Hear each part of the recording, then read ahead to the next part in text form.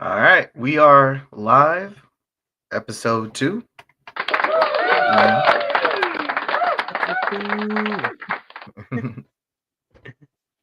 we got Dude, we got some shit to talk about. Got yeah, just two millennials catching up with the happenings of the world. Jeez. again, again. It never ends. It never fucking ends. Oh man.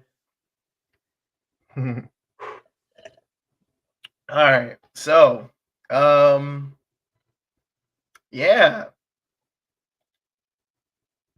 Rip the so band-aid. Fuck it. so as far as like on my bingo card for this year, CEO of United Healthcare getting assassinated was not on it. No. No,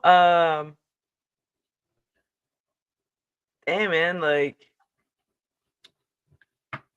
it at first I thought it was like a joke or a little bit or something. I don't know, like but was not expecting that and I like the unity behind it. It's kind of funny to me. Like, there's like it seems like there's like one side that is like, oh yeah, no, ooh, we should feel bad, and the other side is like, nah, that my my grief is not on this network or like fucking not covered by the policy. Like, it's hard to feel for the dude, you know. I get it, and you know what? And it doesn't make you any less, you know, of a person for that.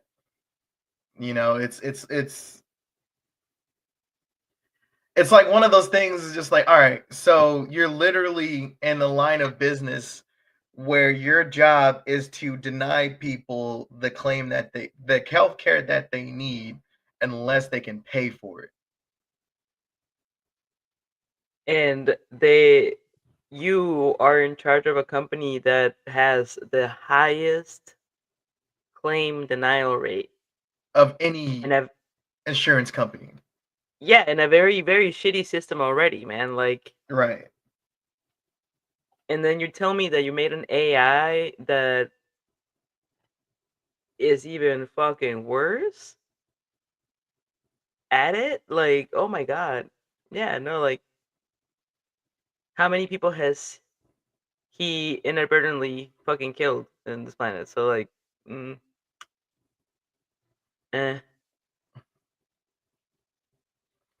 One one comparison I saw that kind of like drove it home for me was like uh when Osama bin Laden got killed, everyone celebrated, right? And that dude killed less people than this dude. I mean, So I'm like, well, fuck. unless keep it a buck, he's killed more Americans than Bin Laden. So Yeah,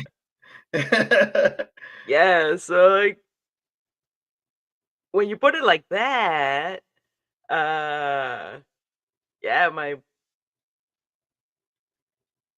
not just like I expect to see gun reform happen real fast now. Hey, there's gonna be some law changes and shit coming after this.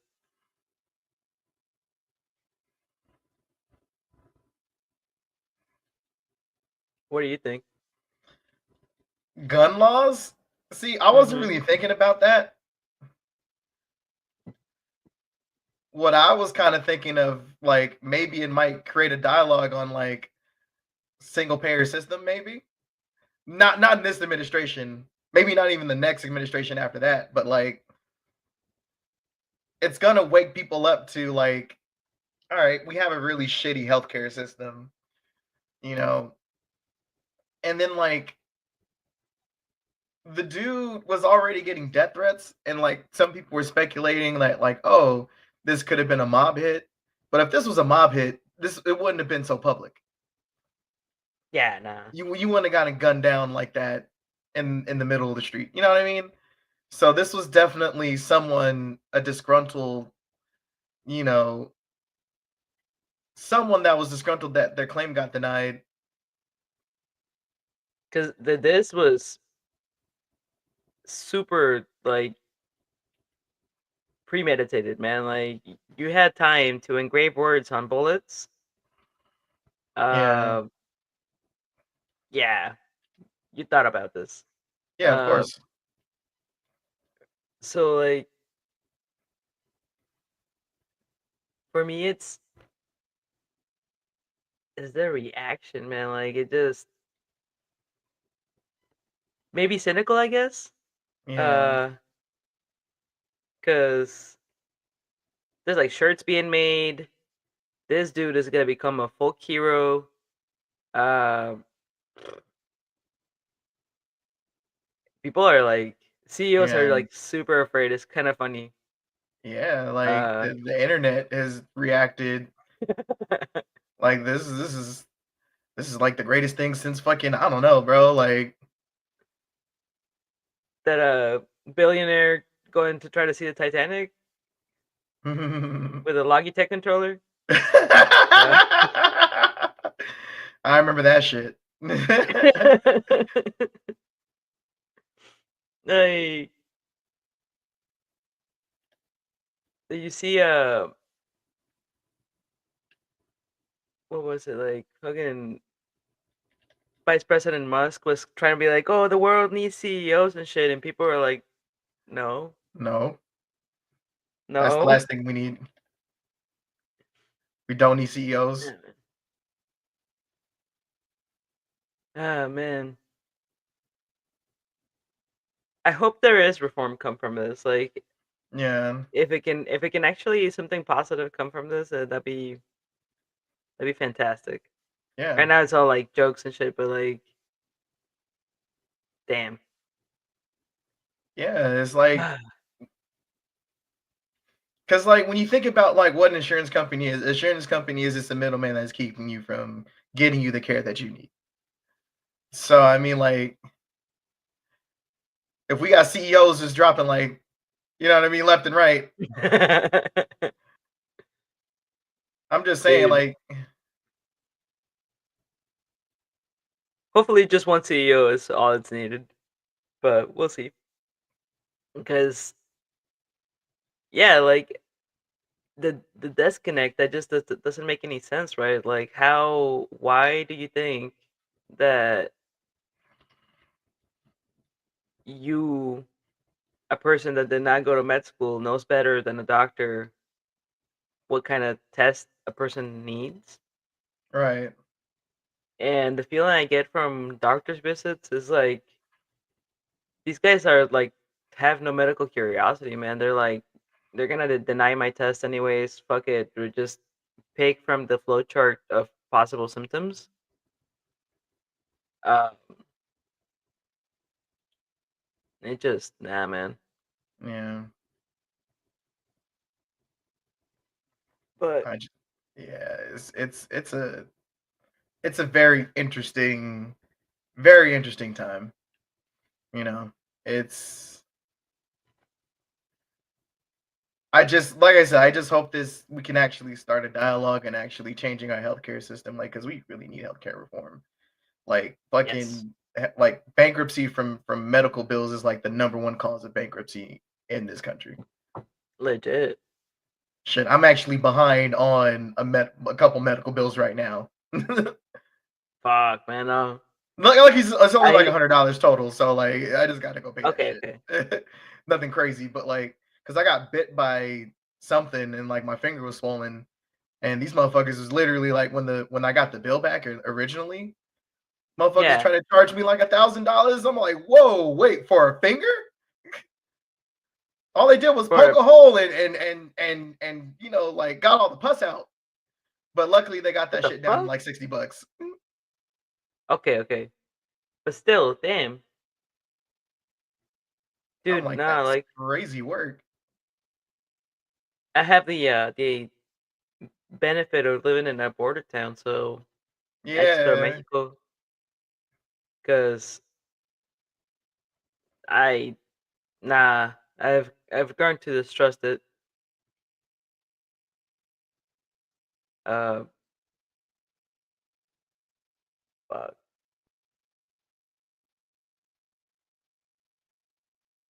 What? it just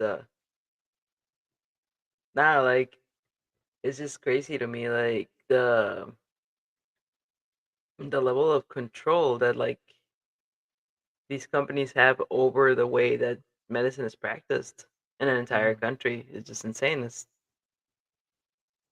yeah, reform, man. But I what if, let's say, right, they came in with all these populist promises that Mhm. they're probably not gonna keep because they're all wealthy ass people that like it wouldn't benefit them to upkeep these populist promises. But what if people actually held them to it, you know?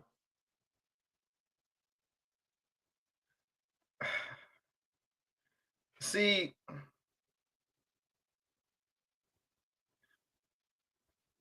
that's all we can really hope for, but it's like we have to have the mindset too though.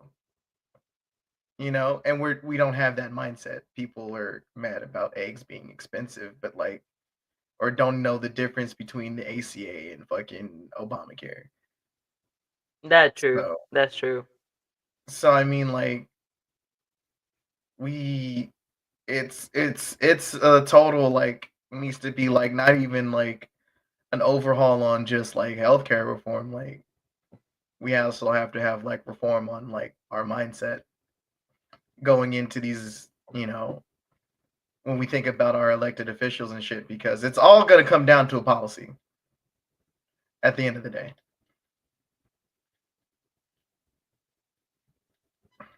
It's like bad policy is what got us here. Good policy is going to be the thing that's going to fix it. But it's just like people just got to wake the fuck up on this shit, man. Like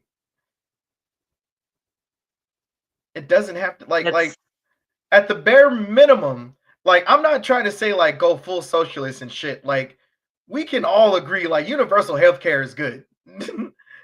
yeah. If we can just get like basic shit, right? Just that. Just something basic. Nothing insane, nothing crazy. Just hey, universal healthcare and better wages and shit.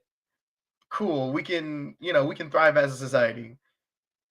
You know what I mean? Like if we can get to a point where people would actually like get it through their heads that like they would benefit too. But I don't know.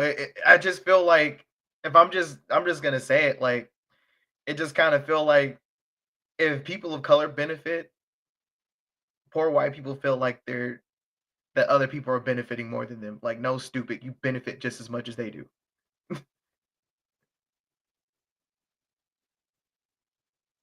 You know what I And mean? it It's like that's usually how it always is when it's people of color fucking like advocating for these policies, like people will simply just vote against it just because.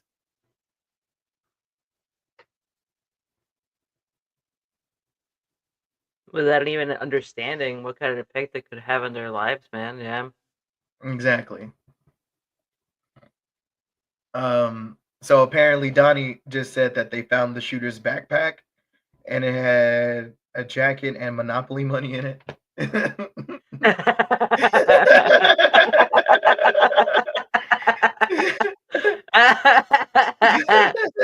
Ah, yes.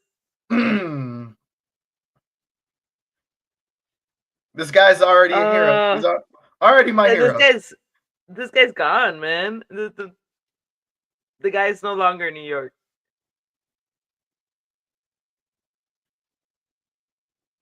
Like that's fucking funny. Ah, Monopoly money,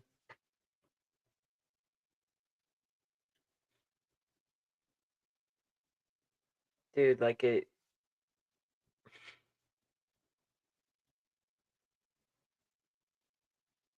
Vigilante justice, man. I guess that's where Bruh. we're at. That's where we're at. Vigilante. This is where we're at. Historical times. Historical times. God We damn have it. instead of Punisher going after fucking criminals, he's going after fucking CEOs. Dude. The Punisher we needed. The Punisher we needed. Go to the source. Right. Dude. Yeah, but back to like what I was saying, because historically speaking, at least as far as like the US is concerned, has always been, people of color kind of like advocating for these policies. I mean, like Martin Luther King, like his like before he got assassinated, like the next step of his movement was to go into like workers unions and advocate for workers rights and shit, and then he got assassinated. Like the day, actually no, the morning he got assassinated, he was actually about to give a speech at a union rally. Oh damn. Yeah. So that was like the next step of, like civil rights, because he was, oh god, I hate it when people, like when Republicans like kind of like whitewash his legacy. It's just like he does not agree with you. He does not agree with you. He was definitely, gonna be on like a real like socialist like uprising, like another, socialist uprising like in the US, but it was like it's like fuck, man, because he was always preaching about like, they got money for wars, but you can't, feed anybody and shit. Like that was kind of like the rhetoric he was speaking. Like people always want to reference the "I Have a Dream" speech, but he had many other speeches that were like, I would say, like, in my personal opinion, a lot more powerful than those. But those are the ones that I guess. What the hell? I don't remember this. But those were those speeches that he gave after. Oh, I gotta face it a certain way. That's right. There we go. Secret mission.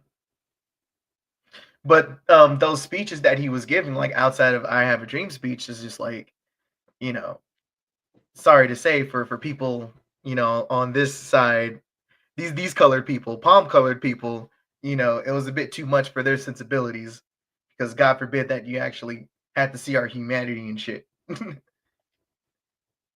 So basically, he got stopped at a moment when he could have made it about class and united Yeah. that. Yep. Damn. Yep.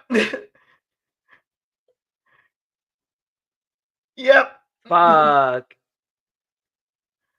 If I was a corrupt piece of shit, yeah, yeah, could not let that shit happen. Fuck, man. Yep. Mhm.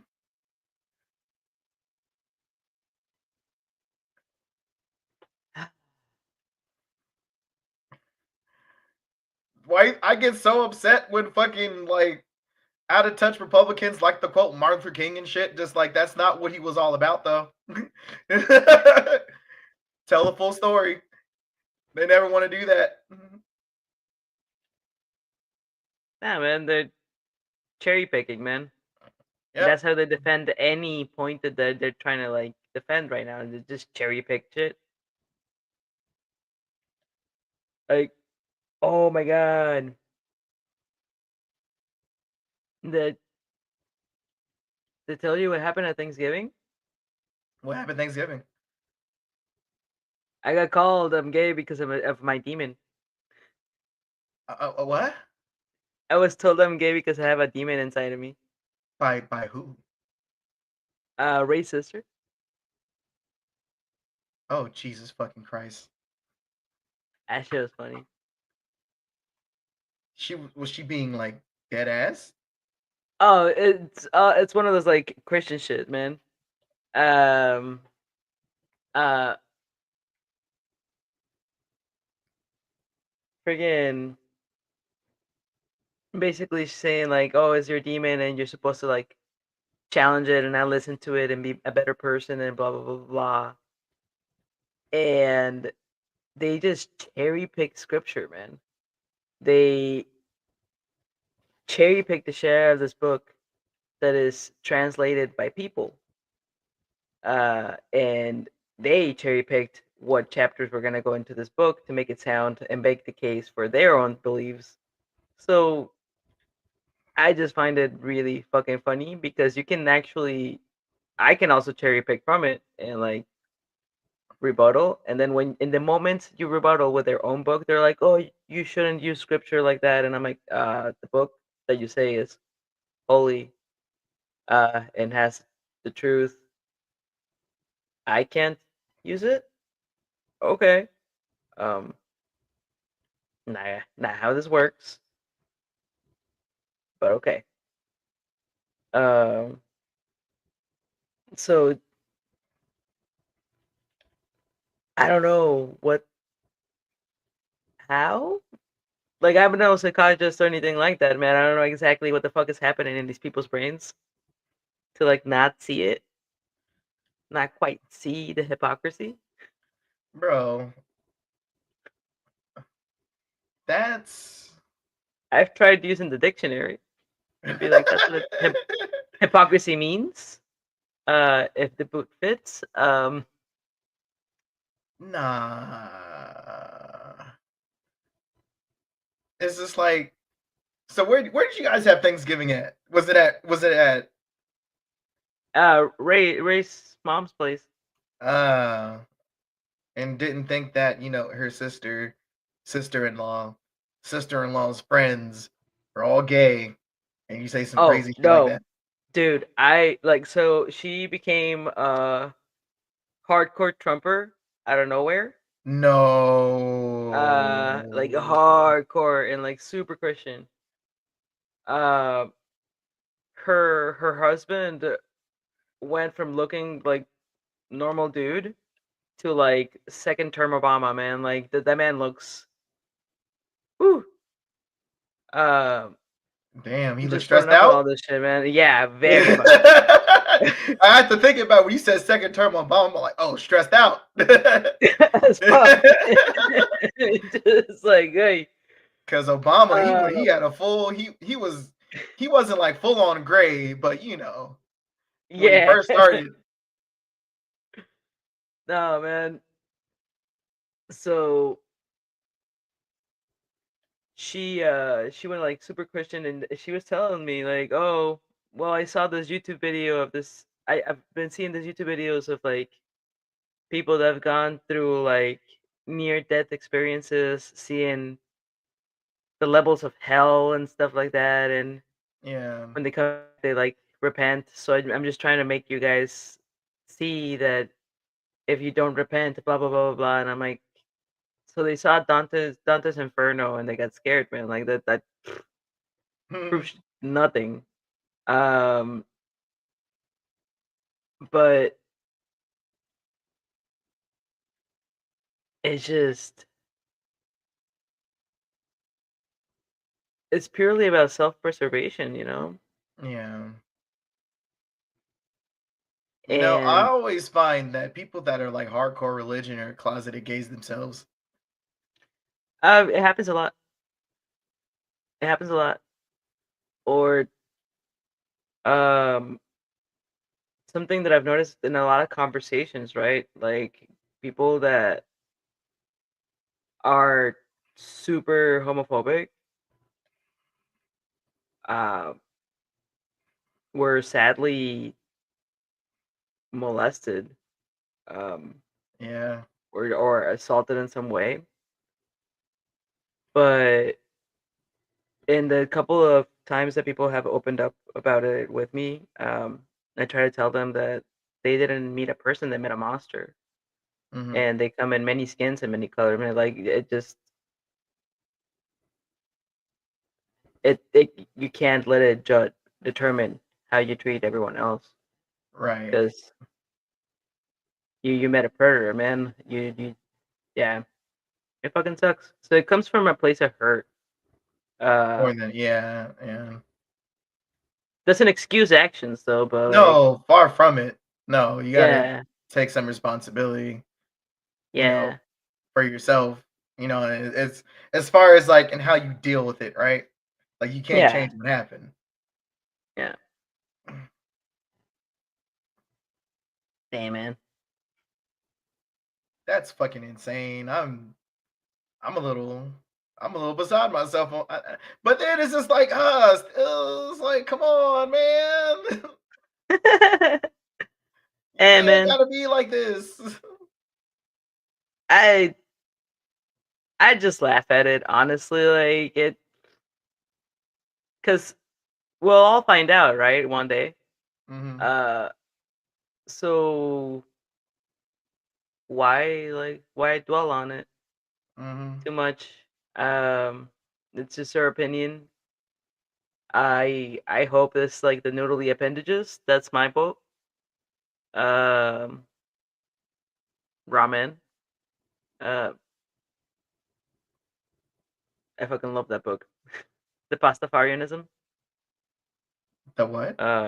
Uh, oh, is this dude that had started his own religion because of taxes, Mm, but then it became really popular, and he wrote a Bible about Pastafarianism and how pasta. God is just spaghetti and a flying spaghetti monster.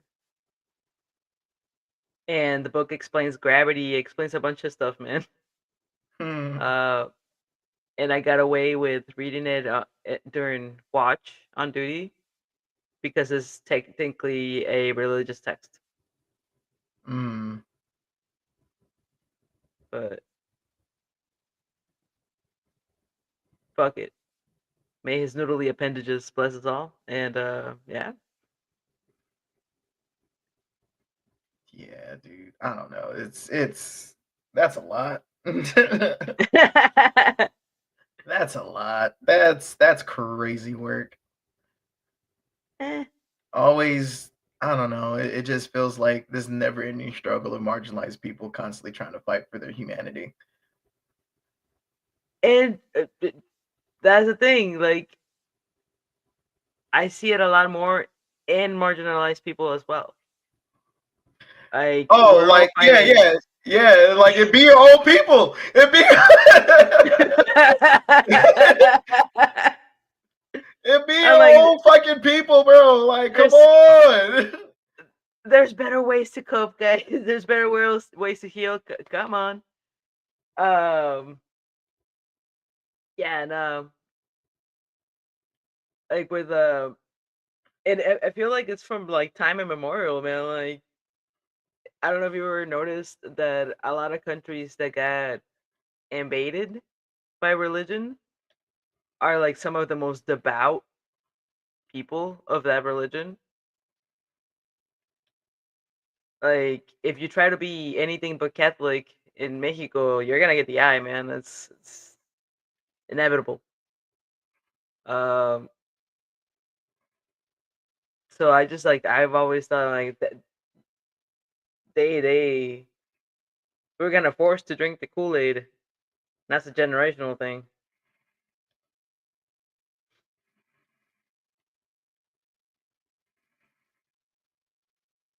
Holy shit! What the fuck Oh, is happening on the screen? I don't know. I'm dying. Holy, Fuck. is that Godzilla? The fuck?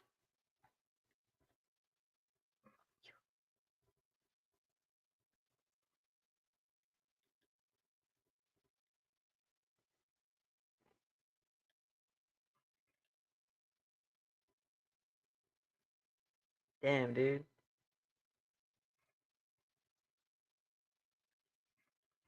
I'm a I'm a little high, so I'm just like in awe over here of this monster. Kind of Yeah. like just thinking, like, how many people spend how much fucking time designing each and every single horn on this little dude. Like, holy shit! I'm gonna die. No, no, no.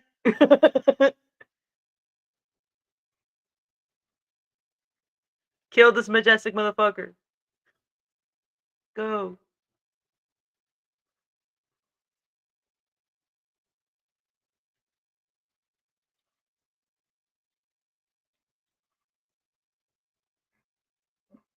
Die, die, die, die.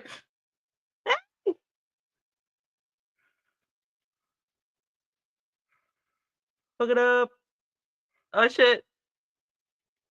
Die, die, Is die, that die, like die, die. another mouthful, or is it just for breathing Oh! fire? I'm gonna die. Don't get in there. Yeah. Don't... No, I'm dead. No! I'm Is that like a vortex? dead. Yeah. Did this dude just Kirby you? Yeah, he Kirby'd me. I Wow. think I got a gold orb.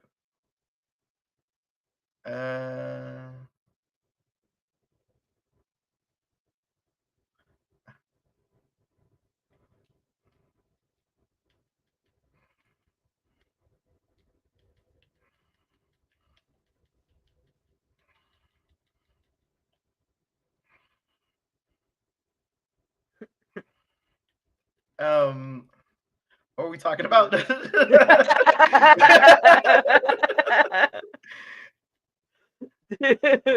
Oh, fucking marginalized people hating on other marginalized people. It just like blows me. Fucking blows me. It's so fucking funny, man. It is. It's funny in a like just if I don't laugh, I'll cry kind of moment, I guess, because Yeah. it drives me insane as well. Yeah.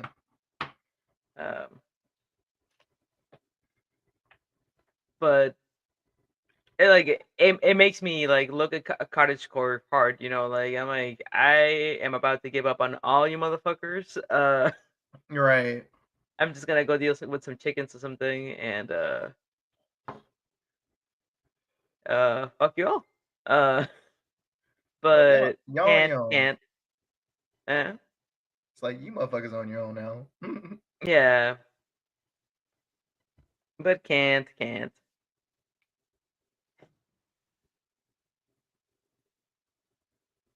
Motherfucker. Shit, dude. Yeah. So we're a social being and whatever. yeah.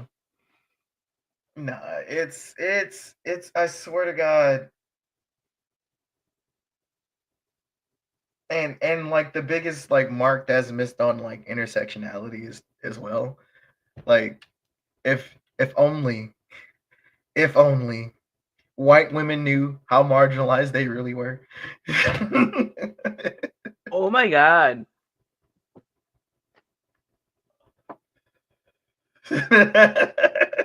Fuck, I'm digesting that right now. Fuck.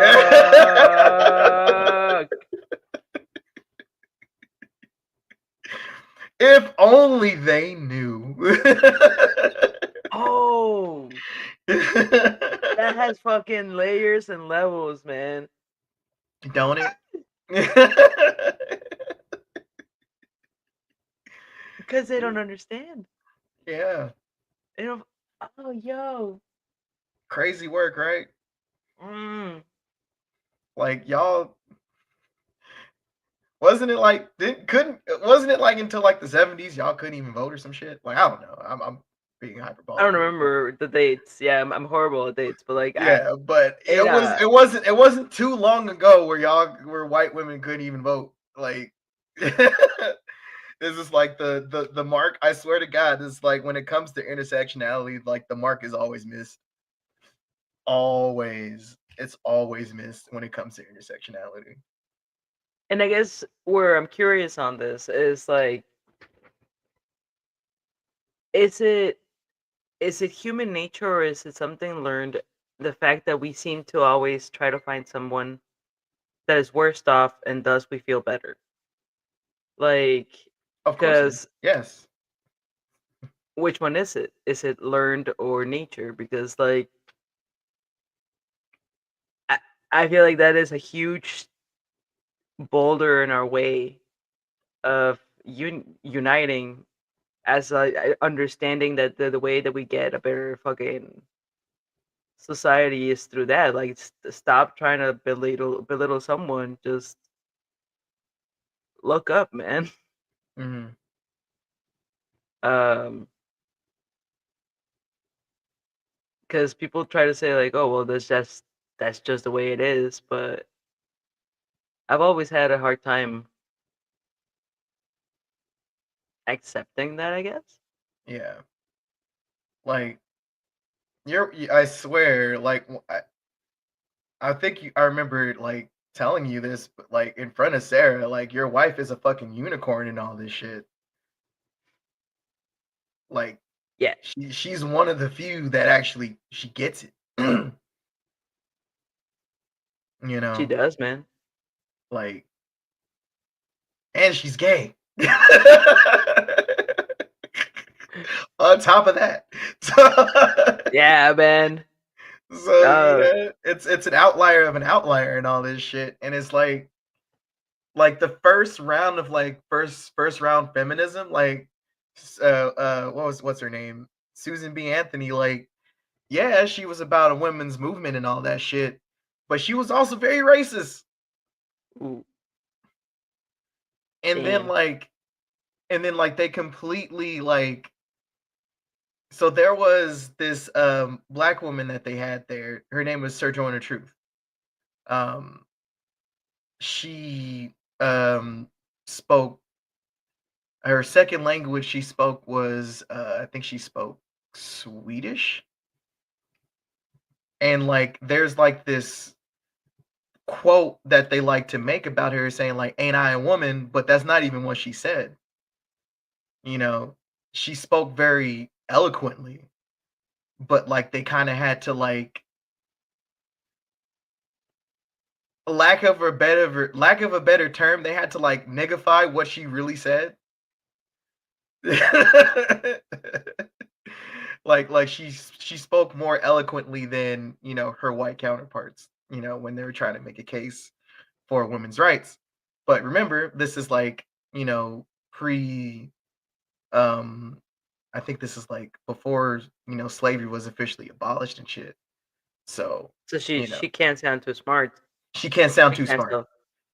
Exactly. You know, and that's another like crazy thing that like marginalized people had to like hide they had to hide their intelligence. Like you remember that scene from Planet of the Apes where Caesar goes to that encampment and he meets Yeah, Maurice for the first time, and Maurice said they don't like smart chimps. yeah, There you go. There you go. dude. That one resonated with me. I'm like, ooh, that's a little too on the nose right there. Ouch. Ooh, Fuck, boy. man. That was a rough one right there. But yeah, it's and it sucks that it's always been like that. Like, ugh. And then like even nowadays, right? Like we get into like this level of like exceptionalism and we still get treated the same. Like remember like I said in the last episode where like they're literally berating Obama and calling him a Muslim and calling his wife a monkey for 8 years throughout the whole presidency. So it really doesn't matter like how exceptional you are, like you're still gonna get treated the same. Shoot, once Nevada finally passed their Crown Act, I finally felt comfortable growing out my dreadlocks. They passed or what? The Crown Act. What does the Crown Act and like entail Oh, or? basically, employers can't deny black people from wearing their hair naturally. Oh shit. Yeah, that law got passed in Congress like some time ago, and then Nevada finally implemented their own version of it. Fuck, man. People. People could tell you to cut your hair. Yeah. Oh yeah, I've gotten told that a couple of times when I used to work security that I had to cut, I have to be, I had to cut my hair and shit. You know. Do you know how many security guards I've met with like a ponytail and shit? Now, now, now, like 10 years ago, no, like security guards pretty much look the same. Oh wait, they could tell anyone they had to cut their hair. Yeah. Oh shit. But the thing is that like for us black people, like it was just our natural hair. Like, we're talking like afros and all that stuff and shit, you know. Oh, okay, Yeah. okay. So basically, they were trying to police the hairstyle. Mm-hmm. Okay, that's fucked up. It's like telling me, oh, you must not have a middle part. It has to be center part and some shit like that. Yeah. Oh, that's fucking ridiculous. Oh Eh, yeah. fuck, man. Yeah. So, I'm like, all right, cool. Nevada did their Crown Act. Great. I could finally do the damn thing because I've been wanting dreadlocks for a long time, but also didn't want to like feel like if I changed industries that I was gonna have to fucking cut my shit. Mm, I've been growing this shit out for like literally it'll be like 4 years in March when I fucking when I started growing my shit. dude. When like, how long are you gonna get them? This is hey until my hair starts thinning. Okay, okay. Until the top starts thinning, then I'm like, all right, I can let this go. But they're shoulder length now, so um, And I'm like, I'm guessing there that you cannot trim them. I could, but Okay, they will it look is kind of cool. fun. They will look kind of funny if I were to do that. Okay, okay, all right. Yeah, like the ends will look kind of weird, but Yeah, they would lose that natural shape. It would look kind of like yeah, bloop. if I were to like trim them and shit, but Okay. Nah, man, that is ridiculous, man. There's still a lot of stuff that, even though I've been living in the here for years now, mhm. I learn a little bit every day. When it comes to policy and culture. Uh, Well, I'm telling you right now, I think I've already said this to you before, but like you're doing better than like fucking most Americans that been here that were born here. So, well, I mean, I okay, mean, let me rephrase that. That I've actually lived in this country longer than you have. You know what I mean? I, yeah, like I think I'm starting to notice with more interactions with people, and I'm like, you don't know this? Why? Why haven't you asked? Because they don't care. Why won't it learn? Nah. So there was this episode. You ever heard of the show Atlanta? I've seen like trailers, but I haven't sat down and watched it actually. It is pretty damn good. But there's this one episode in Atlanta where there is I think it was like season 3 where they're like in Europe and shit. So the rapper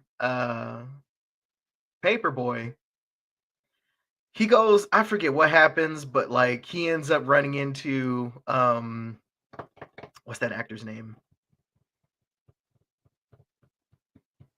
Liam Neeson. He ends up running into Liam Neeson at a bar. And he kind of talks about how they came that they pretty much came after him when he was like remember that? Remember like when Liam Neeson had like was having a really like honest conversation about himself, about how his friend got raped by this black dude, and like he went looking and like he was pretty much like on a tear trying to like find like any black person that he could, right? However, the second part of that where people missed the mark was that like he actually sought help after that because he knew that was wrong.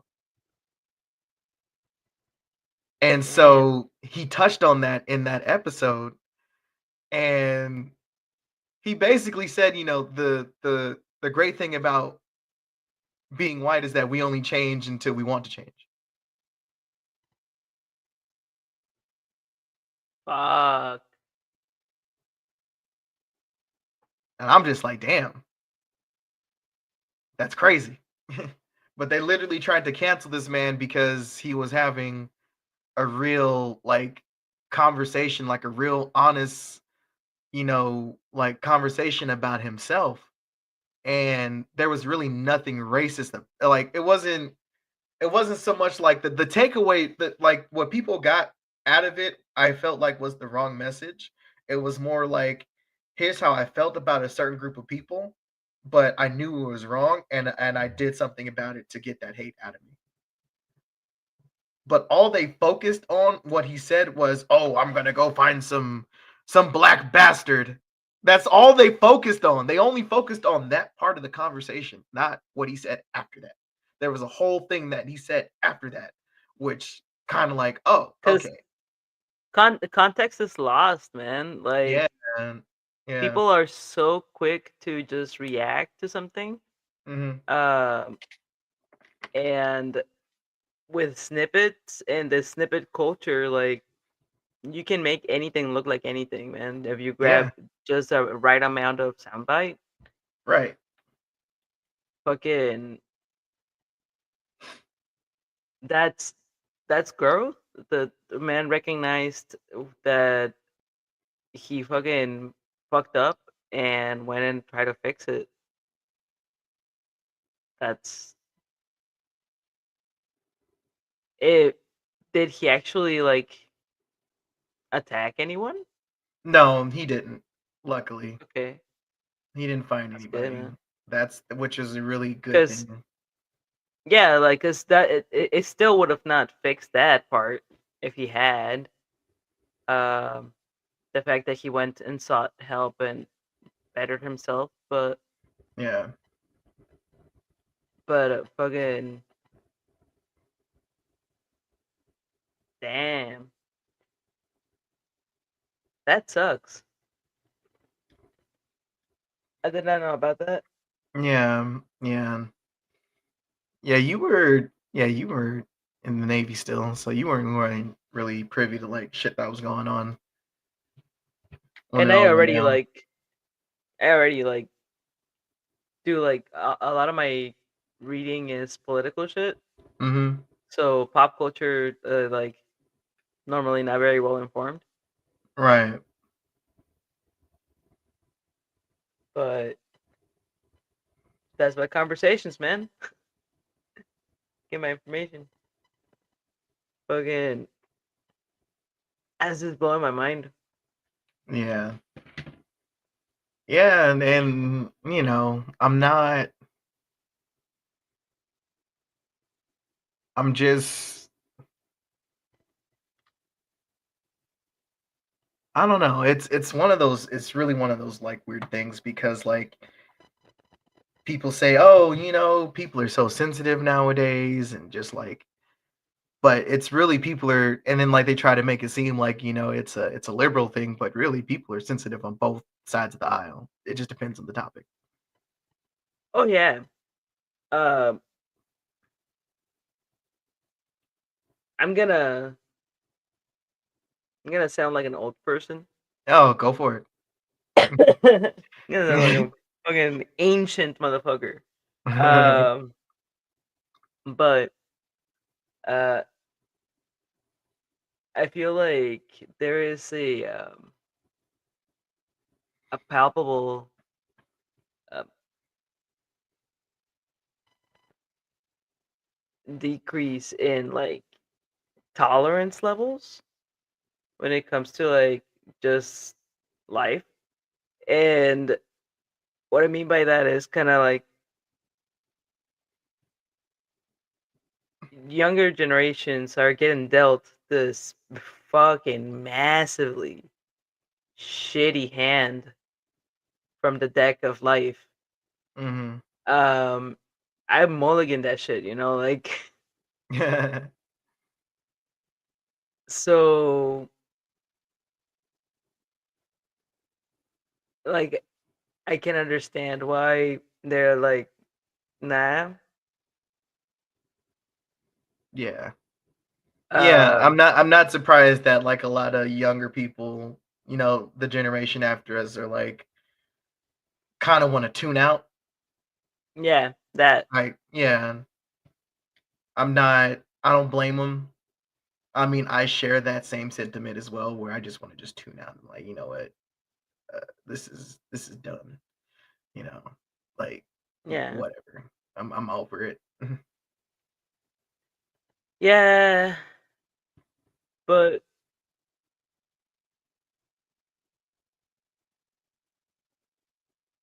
I don't know, man. Like,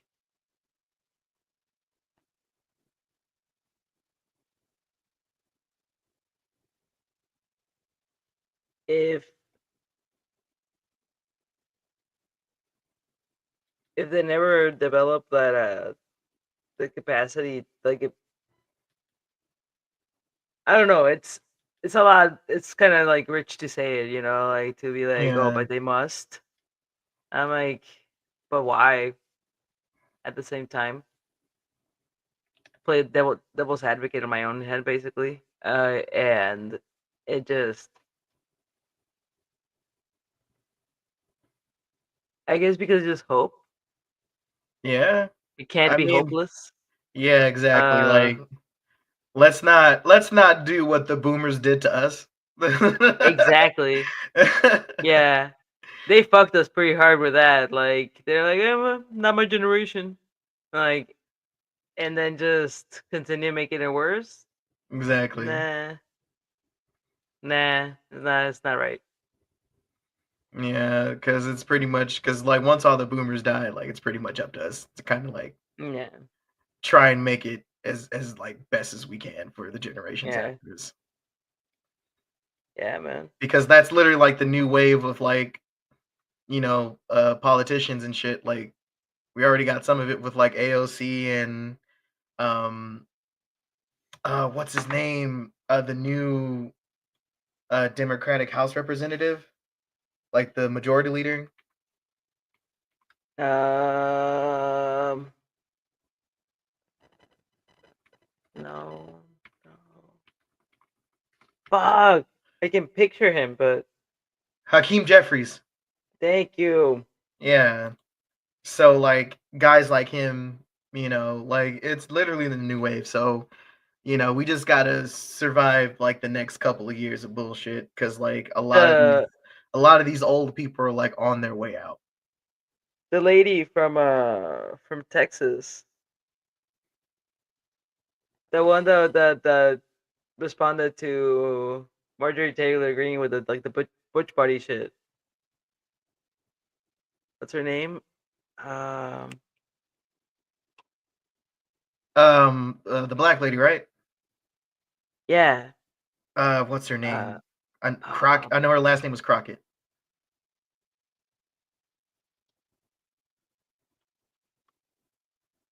What's her name? Uh,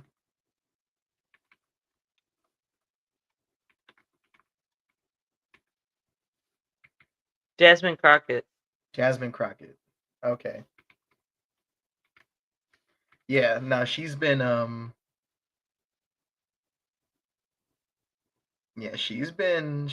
one. She's been calling truth to power for some time now. So yeah, she's been doing a really really good job. I think so at Yeah. least. Like she mentioned like when have like white people ever been oppressed in this country? In the United and she specifically said in the like in this country, in the USA. And you know what the response was? What? Exodus.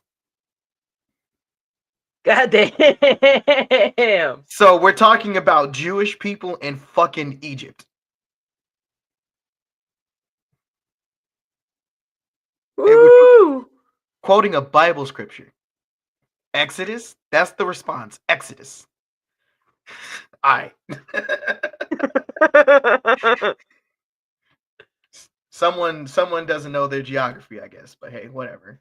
American education at its finest. Oh man. Fucking Exodus. Woo. It wasn't supposed to be a burn, because that's how I took it. Was that a gotcha? Like, It's oh, you got me. Oh no, nah. And you know what though? Like real shit though. That is always the response when we talk about slavery in the United States. People want to deflect and talk about slavery in like other parts of time and history and shit, but we're not talking about that. Like those, like you can't tell me like slavery in those parts of times like have any effect on like our current like state of things like as we know it. Like that didn't like you can't tell me like people being slaves in Rome created like all this like generational trauma for like other people. You know what I mean? Like it doesn't hold. yeah, no, it's not like fucking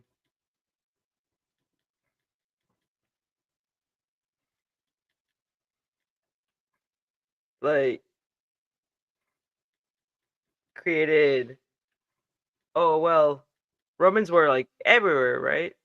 Yeah. So they enslaved a bunch of people. It doesn't. It You don't have like that result of like tangible, economical, and like yeah, generational trauma effect on all those countries.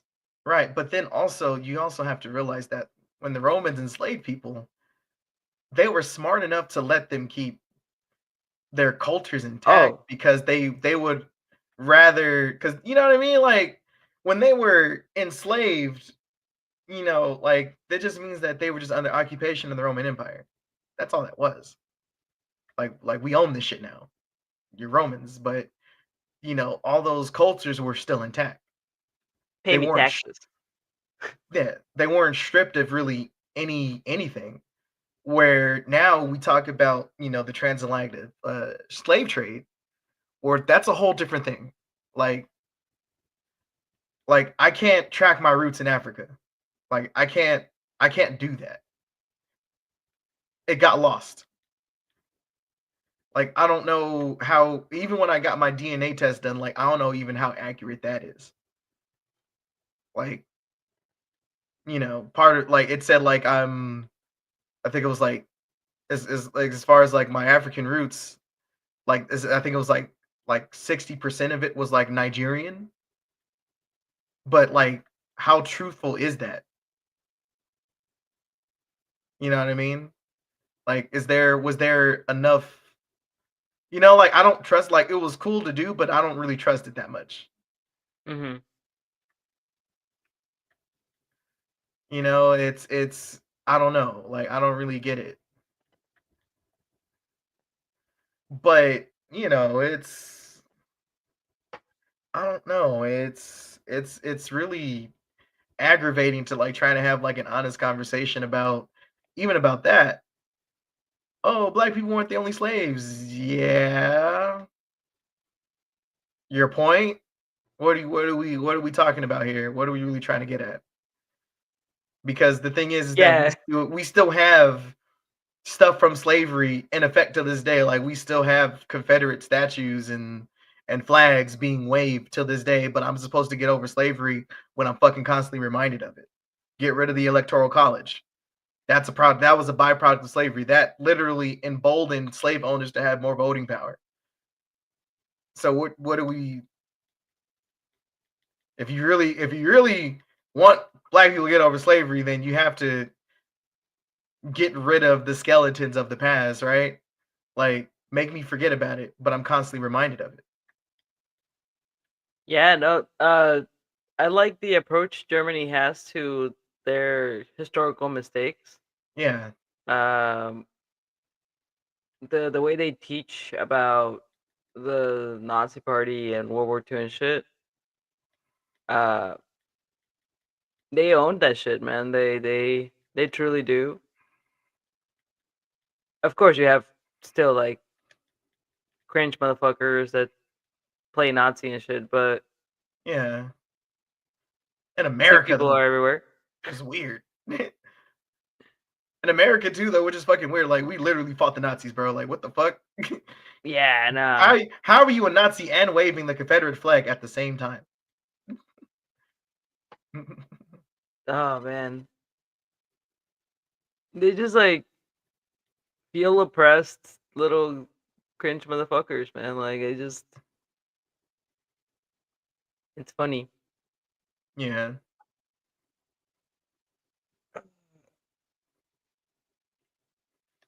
They it's yeah.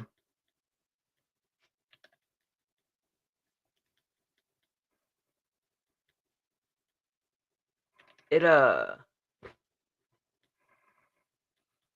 never thought about that. Like there's a disconnect between your actual like I know that my family history, you know. I can trace that shit back pretty pretty far back. And that shit like fuck yeah. Yeah. I'm sorry, man. That fucking Yeah. sucks. Hey, it Never is thought what about it it. is. Yeah, it is what it is. Like I'm not it's one of those things that I'm not gonna lose sleep over either way, like I get it. Yeah. Like I know how I got here. Shit. Mm. Yeah, nah, man. And then it's just like with people try to make the case of like, oh, how come we don't have white pride and it's because you're just celebrating a skin color. It's different for us. We literally had to create a culture of our own because it was stripped from us. You can go back and track, what fucking farm your great great granddad was born in fucking Dublin. You know what I mean? Like, I Yeah, don't got that legit. luxury, bro. You probably know like what plot of land they used to grow shit in. Like, I yeah, was man. like, like I ain't got that, brother. Yeah. I know what town my great grandfather used to live in Lebanon. Like, yeah, dude. Fuck.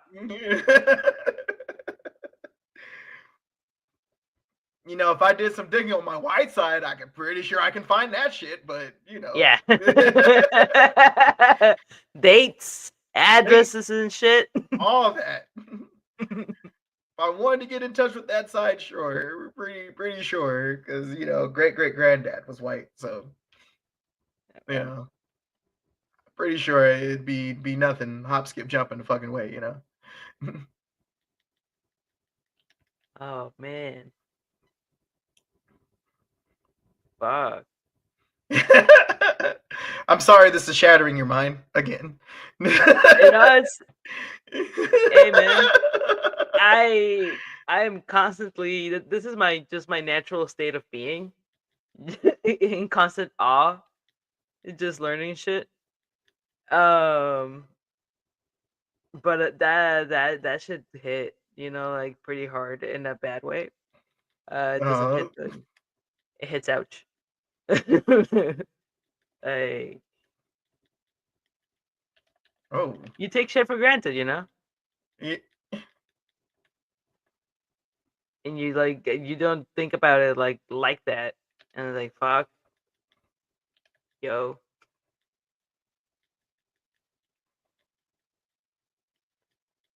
oh, huh. whoa.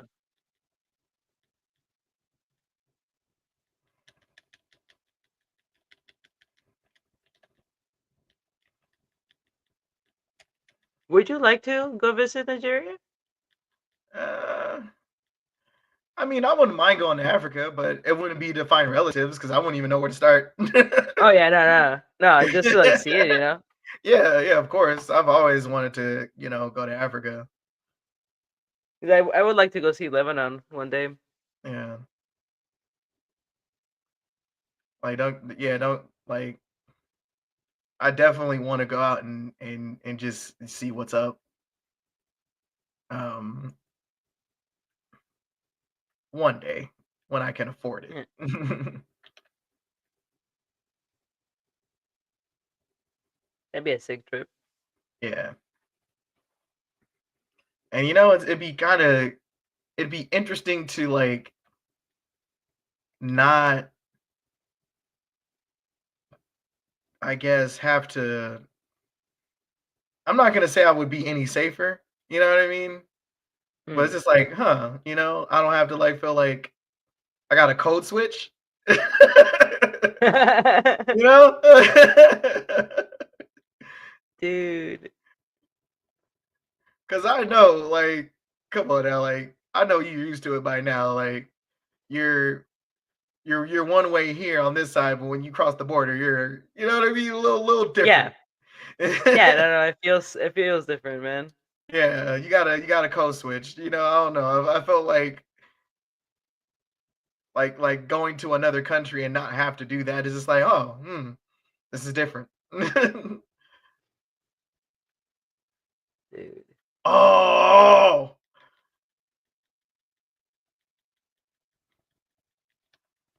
And I kind of like enjoy that in travel, the switch.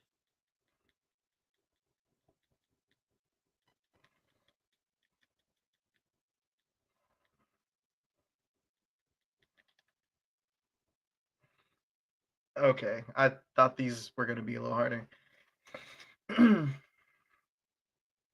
But what was I gonna say? Forgot my train of thought. It'll come back to me later. But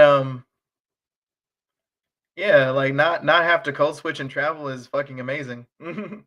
Would be amazing.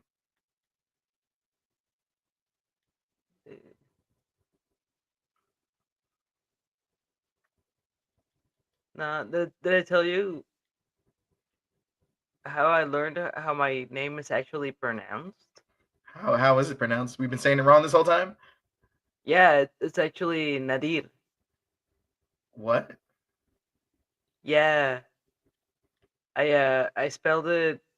We were in sand dunes in I think Dubai. Hmm. Uh, and we did one of those like get in a jeep and they drive you in the middle of the desert kind of like things. Yeah. And in the middle of the desert, they had like this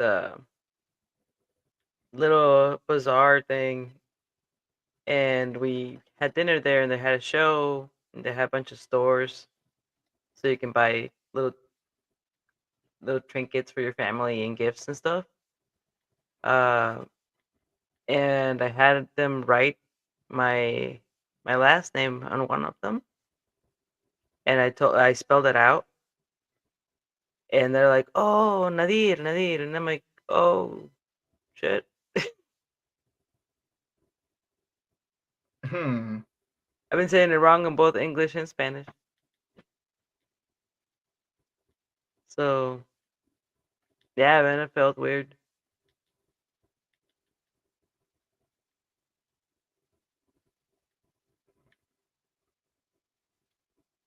So it's how it's supposed to be?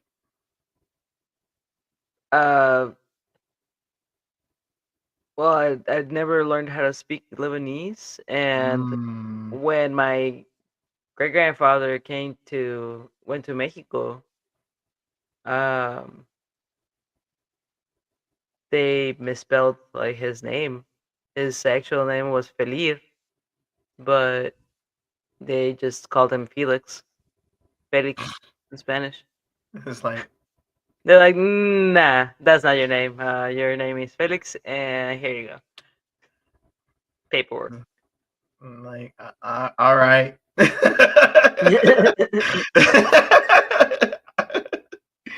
Yeah, man, they're not gonna do all that.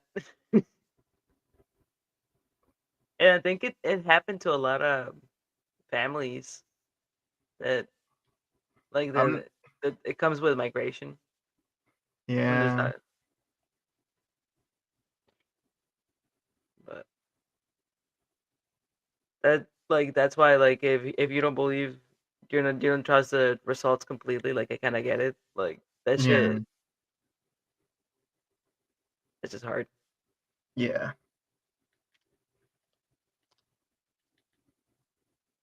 I mean, Okay, that's it. Okay. dude. I'm about to fight something. Oh shit, what's that? Aside, I don't know what it is, but it screams really loud.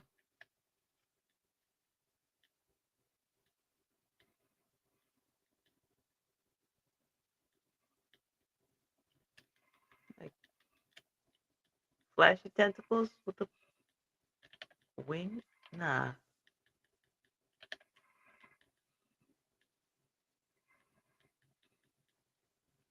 Terrifying, that's what that is. But Yeah. see, I'll take the other one. The Kirby motherfucker. This one is like, oh, have you ever seen a drawing of what like angels were actually described as? What? It looks like that, like Really? eyeballs and wings and shit. Yeah, the church draw them as people with little wings and shit. Nah, nah, nah, nah. The original Um. depictions are terrifying.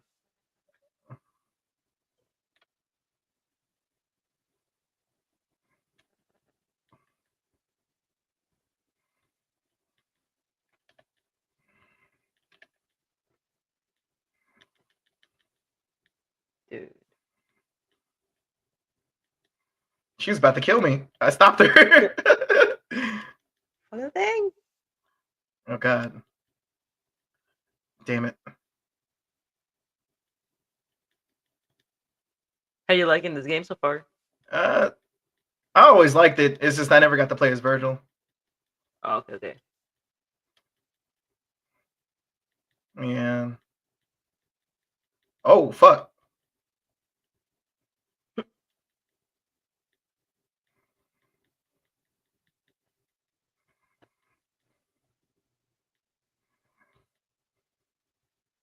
Shit. The fuck? What's that?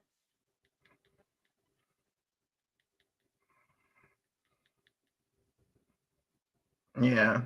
Does it have Um. like a dolphin bottom? I don't know.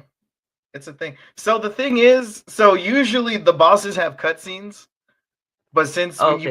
when you play as Virgil, he's technically not supposed to. He's technically not supposed to be fighting these monsters, like lore wise. So there's no cutscenes for when he fights the bosses. Oh, okay. Yeah, because he is the final boss in this game. So he's Like, not supposed to be fighting all these people. yeah. So like the Okay. whole plot of Devil May Cry 5 was basically Nero out of nowhere gets his arm taken away because he has a demon arm. And this guy out of nowhere rips his arm from him. Don't know. Oh shit. But fans knew who it was. It was Virgil because of the way that because the demon arm had the weapon Yamato embedded in it. So he took his son's. Oh yeah, and it was later revealed that Virgil is the father of Nero.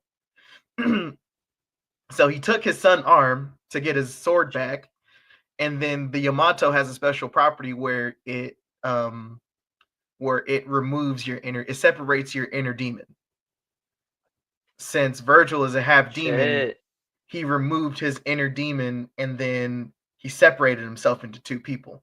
The other, so his demon form is called Urizen, and then his human side was a character just by the name of V.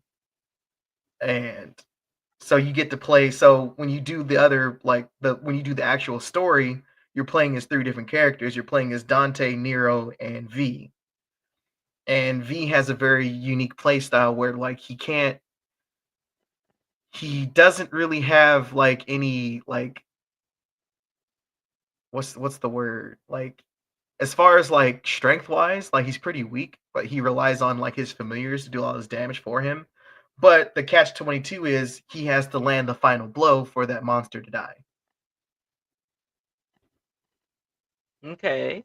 So you're going through this story of, so the reason why shit looks kind of weird right now is because Urizen had, I guess, unleashed these little like roots that are from the demon world. Like Urizen did that so he can grow like a special fruit, which is gonna pretty much in bulk like what makes him stronger, essentially. So it's like the special demon fruit, he eats it, he gets stronger.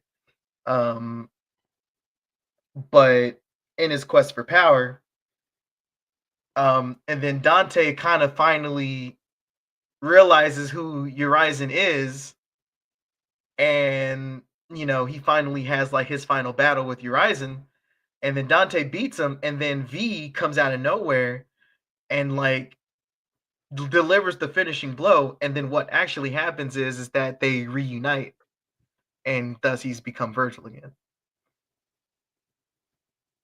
So it's a pretty interesting story for sure.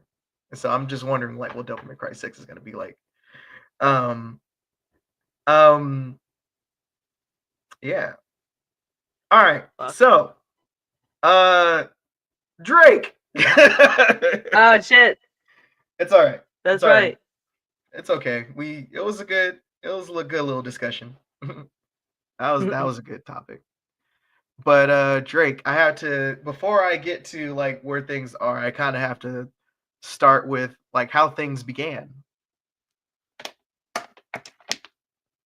So I know you're not too familiar with hip hop culture, but just to kind of give you like a gist of it, there's hip hop music, and then there's like the cultural aspect of it, Okay, okay. which is very competitive. Very, very, very, very competitive.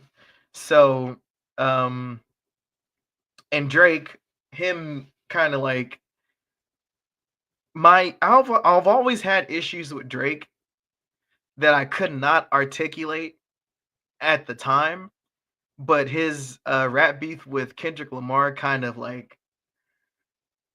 finally like I was able to like finally like put the nail on like what my main issue is and has always been with Drake. But we'll get into that, a little bit later. But So he there just was like this did not sit with you musically or like in character. it's just the way Drake, it was Drake's aesthetic Mm. Okay, that okay. always bothered me. And like his music, like he makes good music. I'm not gonna say that he makes bad music because he makes really good music.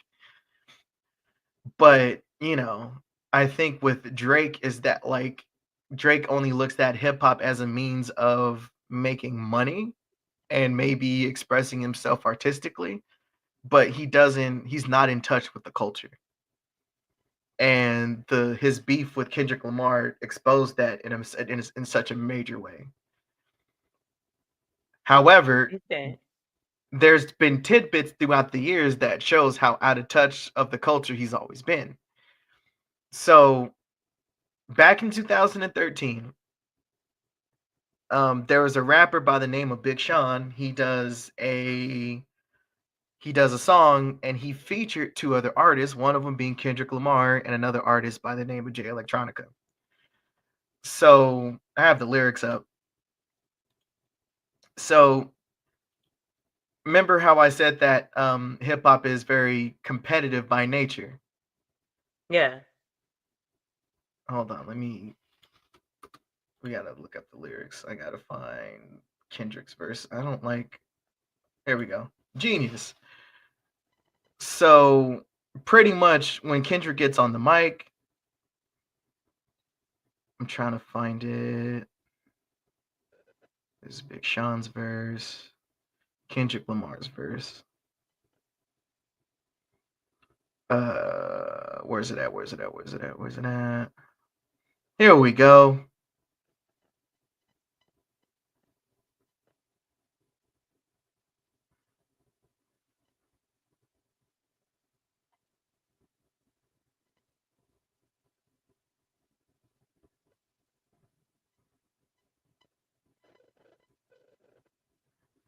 Shit. All right. So in this verse, he says, I'm usually homeboys with the same niggas I'm rhyming with, but this is hip hop and the niggas to know what time it is.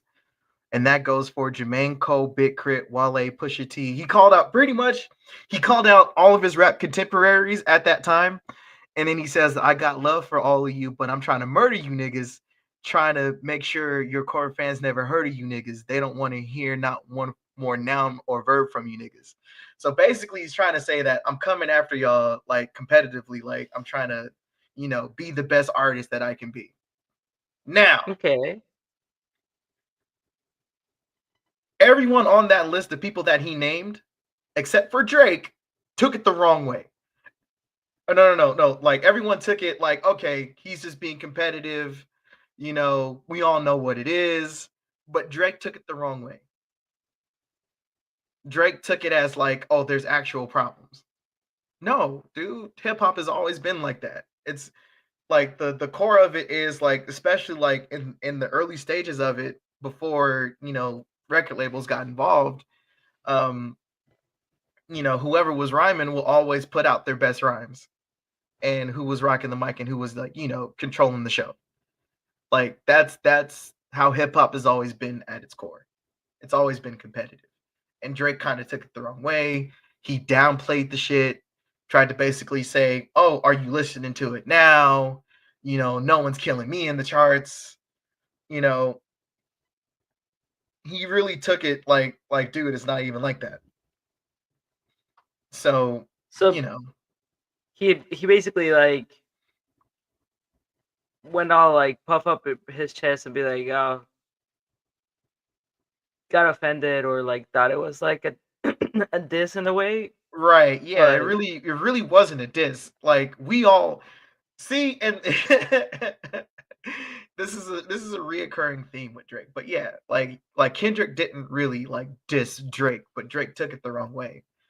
But everyone else, like his rap, like everyone that he named on the list, like Jermaine, like J. Cole, Big Crit, Wale, Pusha T, and Meek Mill, and then like they all pretty much congratulated Kendrick Lamar and like kind of like reminding us, like, oh yeah, right, this is some competitive shit. Like we kind of forgot, you know. mhm. So let's put our best shit out moving forward. Like let's put our best stuff, like, and that's what was supposed to come out of it. Now we got to fast forward to Nothing Was the Same. When did that come out? Okay, so that came out 2013. All right, so we're gonna fast forward to the BET Cipher. I think that came out the same year. So because Drake kind of took it weird, like kind of sensitive and all that, like like because like Drake has said like, I just saw Kendrick Lamar like last week, so and it was all love. But if it's fuck everybody, then that's the mood he needs to be on.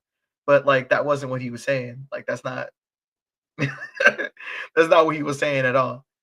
But fast forward to the BET Cipher, I think that same year, Kendrick had blatantly dissed Drake in the BET Cipher, because Drake had dropped an album called Nothing Was the Same. That's the name of the album. So the bar that Kendrick Lamar had dropped, he said, nothing was the same since I dropped Control. Got sensitive ass rappers tucking their pajama clothes. Damn. And at that time, like that was kind of like the meme of Drake calling him a sensitive rapper. Drake is so sensitive and shit. And like that was an actual direct shot at Drake. Till this day, Kendrick won't really admit, because like he was asked about it about the time, Like, was that a shot at Drake? And like when he was asked about it, he's like, I was just, just saying shit. That's how Rhyming, we, yeah. yeah, I was just rhyming. That's all he would blow it off as. But like everybody knew he was talking about Drake. So between that time and up until the actual like beef really started, Drake was shooting subliminals at Kendrick Lamar for like at least like 10 years. Just subliminal disses. Nothing like outright calling out Kendrick Lamar. And also in between that time, Drake was beefing with other rappers and like dissing them and shit.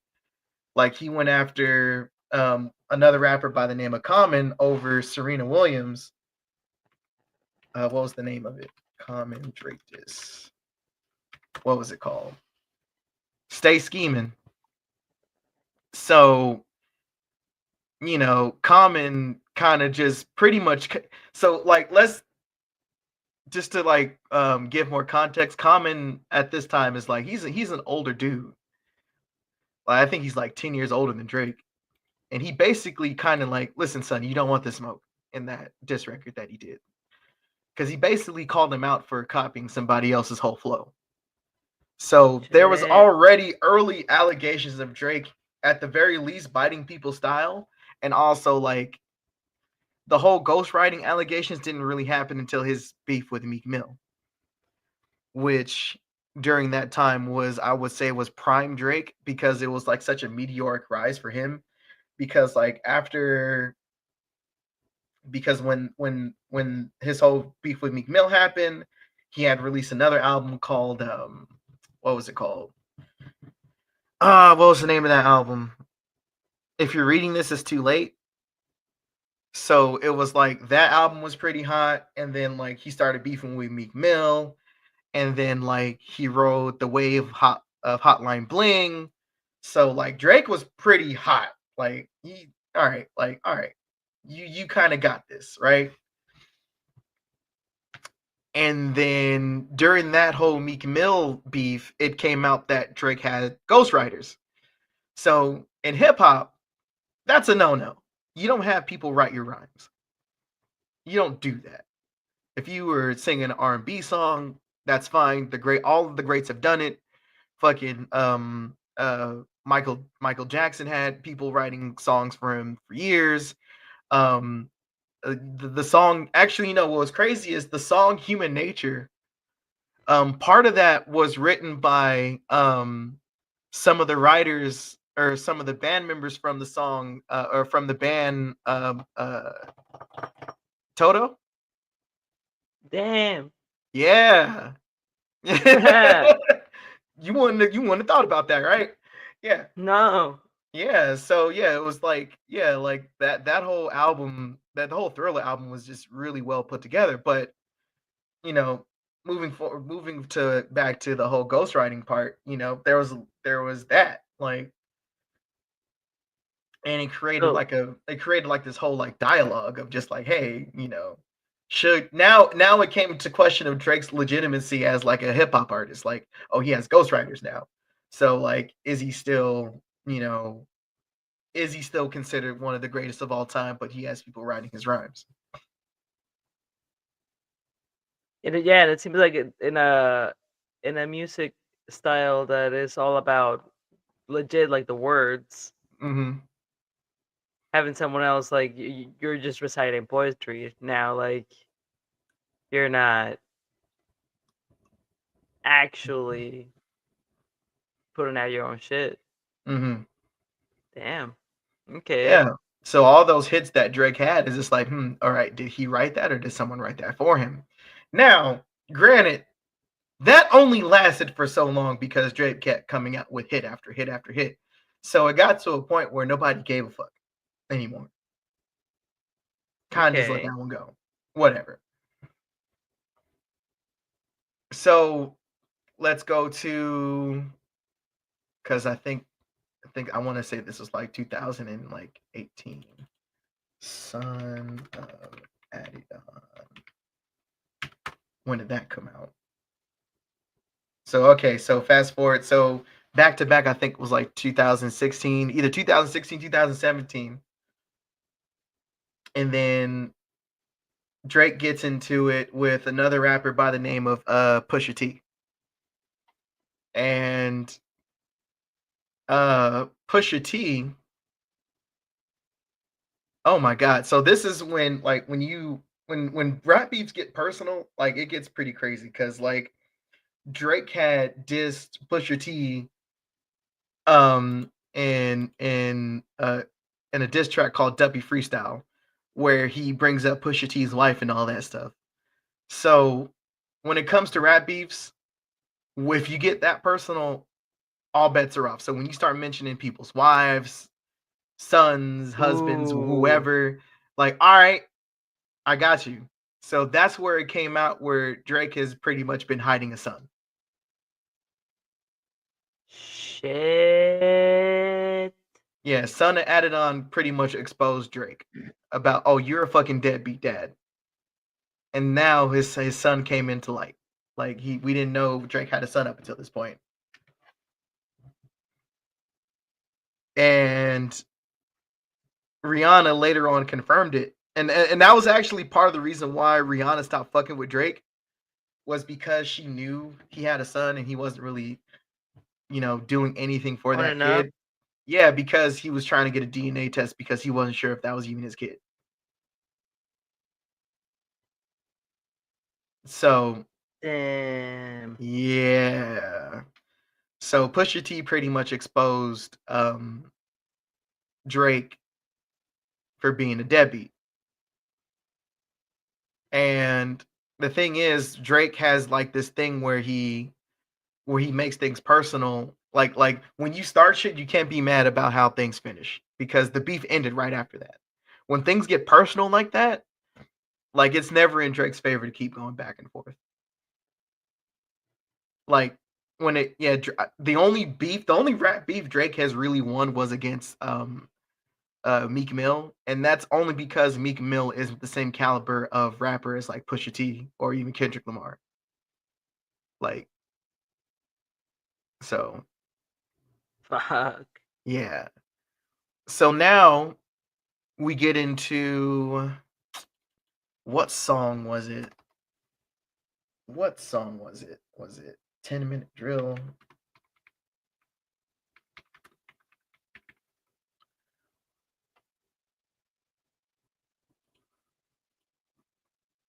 No, it was 7-minute drill. I think it was 7-minute drill. No, I'm thinking of a whole different song.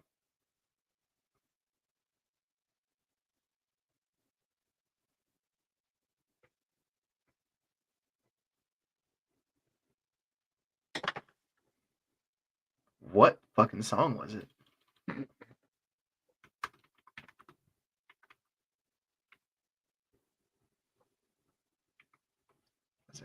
Okay, it's First Person Shooter. That was the name of the song.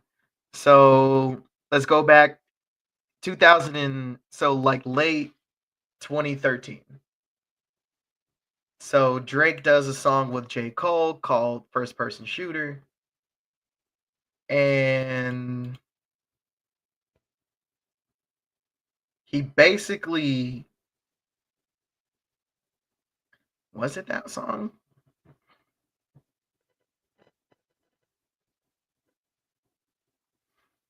Let's hit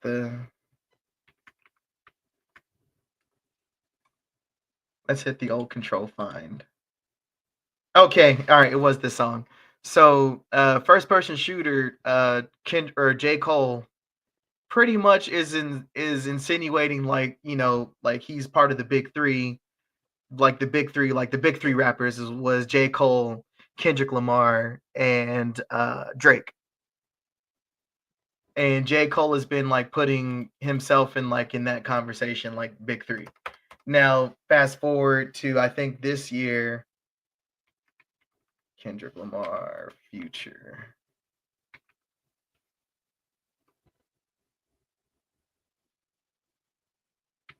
What song was that?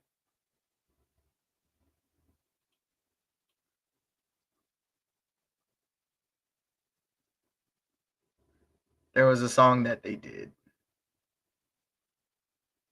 I don't remember the name of it. Can't find it. Can't find the name of it. Oh, Like That. It was called Like That. Oh man, I can't. Oh man, I'm missing. I'm kind of like missing the mark on like the names of the songs, but it was called Like That. And then Kendrick basically, I don't know what it was, because it was such like a late. It felt like a late response, because Like That had released like March of this year. So Kendrick opens up and say, "Fuck the big three, it's just Big Me." And Oh, yeah. okay. Yeah. Yeah. So all right. So Fucking pew pews over here. Damn. yeah, no, shots were fired. Yeah. So that that that right there ignited the beef between him and Drake. Like that made it come like full circle.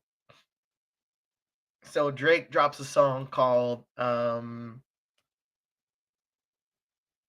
was it? Like 50, I think it's called 50 Push-Ups.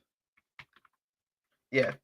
So Drake drops a song called 50 Push-Ups, where this was like his first like, all right, public, like I'm actually aiming at Kendrick Lamar in this particular song. But Drake was actually pointing shots at like a bunch of other people that were beefing with him at the same time. So basically he's goading Drake on to like, all right, I want the smoke, you know, make a song, drop and give me 50, something. Like, all right. So Drake does, or Kendrick Lamar does that. So Kendrick Lamar drops a song called Euphoria. And Euphoria, remember when I told you how I couldn't pinpoint like what my actual issue was with Drake? Yeah. It finally dawned on me on that song, Euphoria. Cause Drake or Kendrick Lamar basically pointed out how, nah, dude, basically you are just capitalizing on like you're performing American blackness to make money. You're not from America. You grew up in Ooh. Canada, my guy. Ooh. You keep pretty much like you're always looking for like the new wave and kind of like mooching off of like anything that's trending and like trying to hop on that to make money. Fuck. Like he's like Drake is almost 40 and he's still rapping like it's like he's like in his 20s.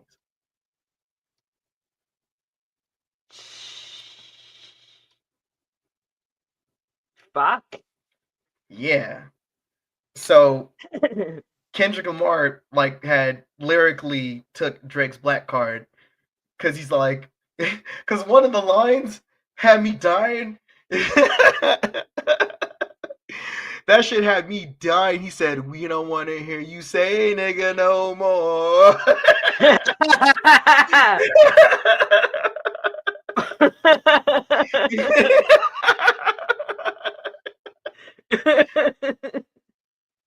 Yeah. Oh. Yeah, dude. Yep. Yep. Yepers. Goddamn. Uh-huh. Yeah. So Euphoria drops. When did Euphoria drop? Because that was a crazy fucking week.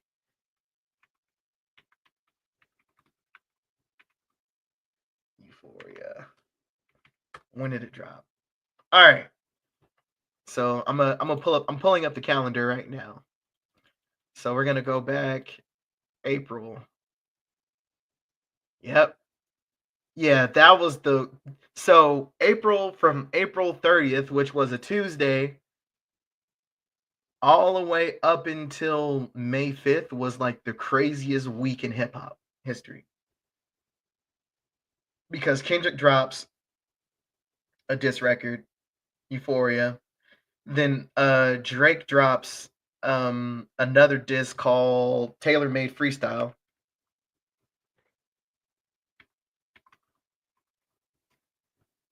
Tailor Made Freestyle. So when did that drop? Okay, so Taylor Made Freestyle dropped like a week before Euphoria dropped. But here's how. Remember how I told you how Drake is out of touch with hip hop culture, right? Yeah.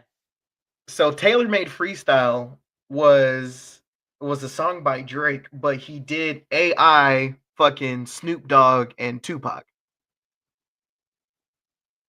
in the song. Wait, what?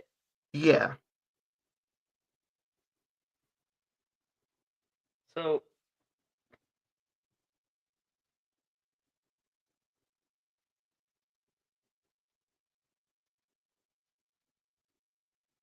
Yeah. So basically it's Drake rapping, yeah. but instead of hearing Drake's voice, you're hearing Snoop Dogg and Tupac. And is that a collab? No, it is not a collab. No. Snoop Dogg was not anywhere on this track. It was AI, Snoop Dogg, and Kendrick Lamar. No. Yeah. Oh, yeah. So the culture was not happy with that. Oh, what the? He Not AI. Drake Wow. pissed off a whole coast with that song. Yo. Motherfucker. Yeah. Now, granted, it did get a cease and desist. The Tupac estate said no, you have to take that shit down. We did not approve that. You cannot do that.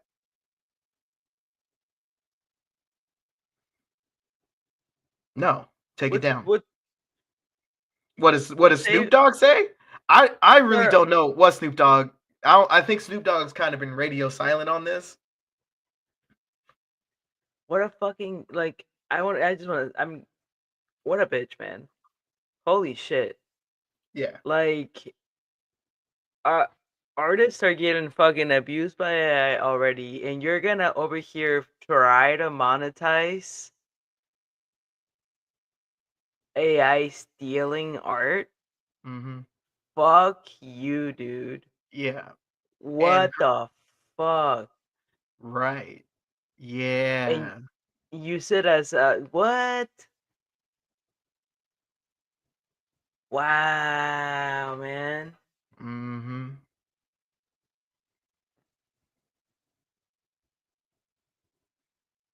In what Crazy. mind? Yeah, you gotta let that marinate a little bit, huh? Yeah, like in what fucking mind did the damn dude? Get the fuck out of here. Yeah. Nah.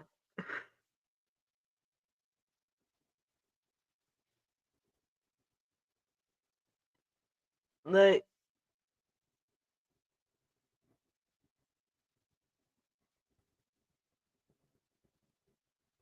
that's it, man. Like why is there people defending this? Oh, That's what yes, I'm really curious yes, about. yes, Like no. So yeah, and we call them Drake. So we call them Drake stands, Drake Glazers. They like the glazed Drake, you know? dear God. Yeah, they're the worst. Now, not to say that Kendrick Lamar doesn't have his Glazers too, but Well, you know, yeah, yeah, yeah. I mean every fandom does, right? Like there's Yeah. no denying that. It is what it is. It, But it's like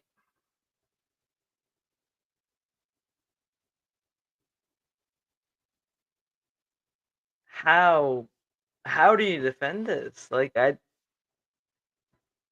I'm not in which touch with like I'm just learning about this right now, right? Like I'm yeah, not super in tune with yeah. hip hop culture, Mhm. but even I can understand that that's that's fucking bullshit, man. Exactly. No. Exactly. Oh, jeez. Yeah. Fuck. And the reason why people defend and the people that defend this, and I've always noticed this about Drake's fan base, is that at the most they're very casual, like They're very casual to hip hop. So they don't really know the ins and outs of it. They're not familiar with hip hop as a culture. They just only know it as an art form. And So that's the main base of Drake's like of fans, that they're very casual hip hop fans. Very casual. so Drake fans are like the equivalent of if I ask someone, "Oh, what's your favorite Mexican music?" and they're like, "Oh, well, I've heard some mariachi," and that's that. Like they can't say like they casually dabble into the mariachi that they heard in a restaurant once. Uh, is that the same level into the hip hop world? Yeah, but I'll do one better analogy. So like Mm. let's say like you're talking to someone that's never watched wrestling, but they go, "Oh, I know who Hulk Hogan is." Oh shit! Yeah. Fuck! Yeah. Not even like the Undertaker or some shit. Just straight up, just Hulk Hogan. Oh, I know who Hulk Hogan is. Or The Rock. Oh, I heard of The Rock. You know, shit like that. So that's kind of like I the like his core. movies. I like his movies. I It like doesn't his mean. movies. Yeah. Oh, Right. fuck. Yeah, so like that's Okay, kind of like okay. the base of Drake's fan base, and also just women that don't give a fuck and like to go to clubs and you know, shake ass, whatever, and throw ass around, whatever. So like, despite how Drake has been moving around in the beef, he's still gonna have a career after this. Like, I don't. It doesn't really matter now. so so Euphoria drops on a Tuesday. Drake ends up dropping another song called 616 in LA.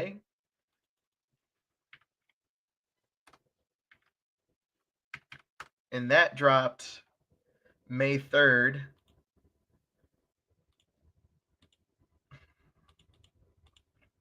So let's go back. So Drake drops a song, or Kendrick Lamar drops a song on a Tuesday. Me and my coworkers were talking about it. Personally, when I first listened to Euphoria, I wasn't a fan of it. I wasn't a fan of the beat, but I was listening to the lyrics. And I'm all like, yeah, no, he cooked Drake lyrically in this song. Cooked that man. Fast forward to 616 in LA, which drops Friday morning. So me and my coworkers are talking about this shit Friday morning. All right. Talking about 616 in LA. I'm like, oh, he cooked this man again. Just kind of like reiterating just like how much of a culture vulture Drake has been throughout the years. Damn. Like, people want to look at like, oh, Eminem is a culture vulture and like all these other people, but like, no, Drake has been the biggest offender of being a culture vulture. Is just that the only reason why he got away with it? Two reasons why he got away with it. One is because he's half black, and two, because he makes hits. So just because he makes money? Yes. Whoa. Damn. Not because he makes money, but it's just that he keeps making hit after hit after hit. People ignore it. And also because Drake is, you know, he is black. He is half black. But people like to make the accusation towards Eminem saying, oh, Eminem only, you know, collabs when black people want his time to make money and this, that, and the third. Just like, but he, at the very least, with Eminem, is that like he at least he put his boys back home on, you know, put them, you know what I mean? Like, what are you talking about? What has Drake done? They do call it the Drake stimulus package, but that always comes at a Drake, cost. what? The Drake stimulus package, basically, What when the Drake, fuck? yeah, so there's like this whole thing where Drake will like put an artist on, but what will Drake will do, instead of just kind of like putting them on and then like they go out and have a career, he puts them on Okay. and then he takes away from them, and then you never see from them again. Damn. Like, Drake is always hopping on to what's trending, and then he just moves on to the next trend just so he can make some money.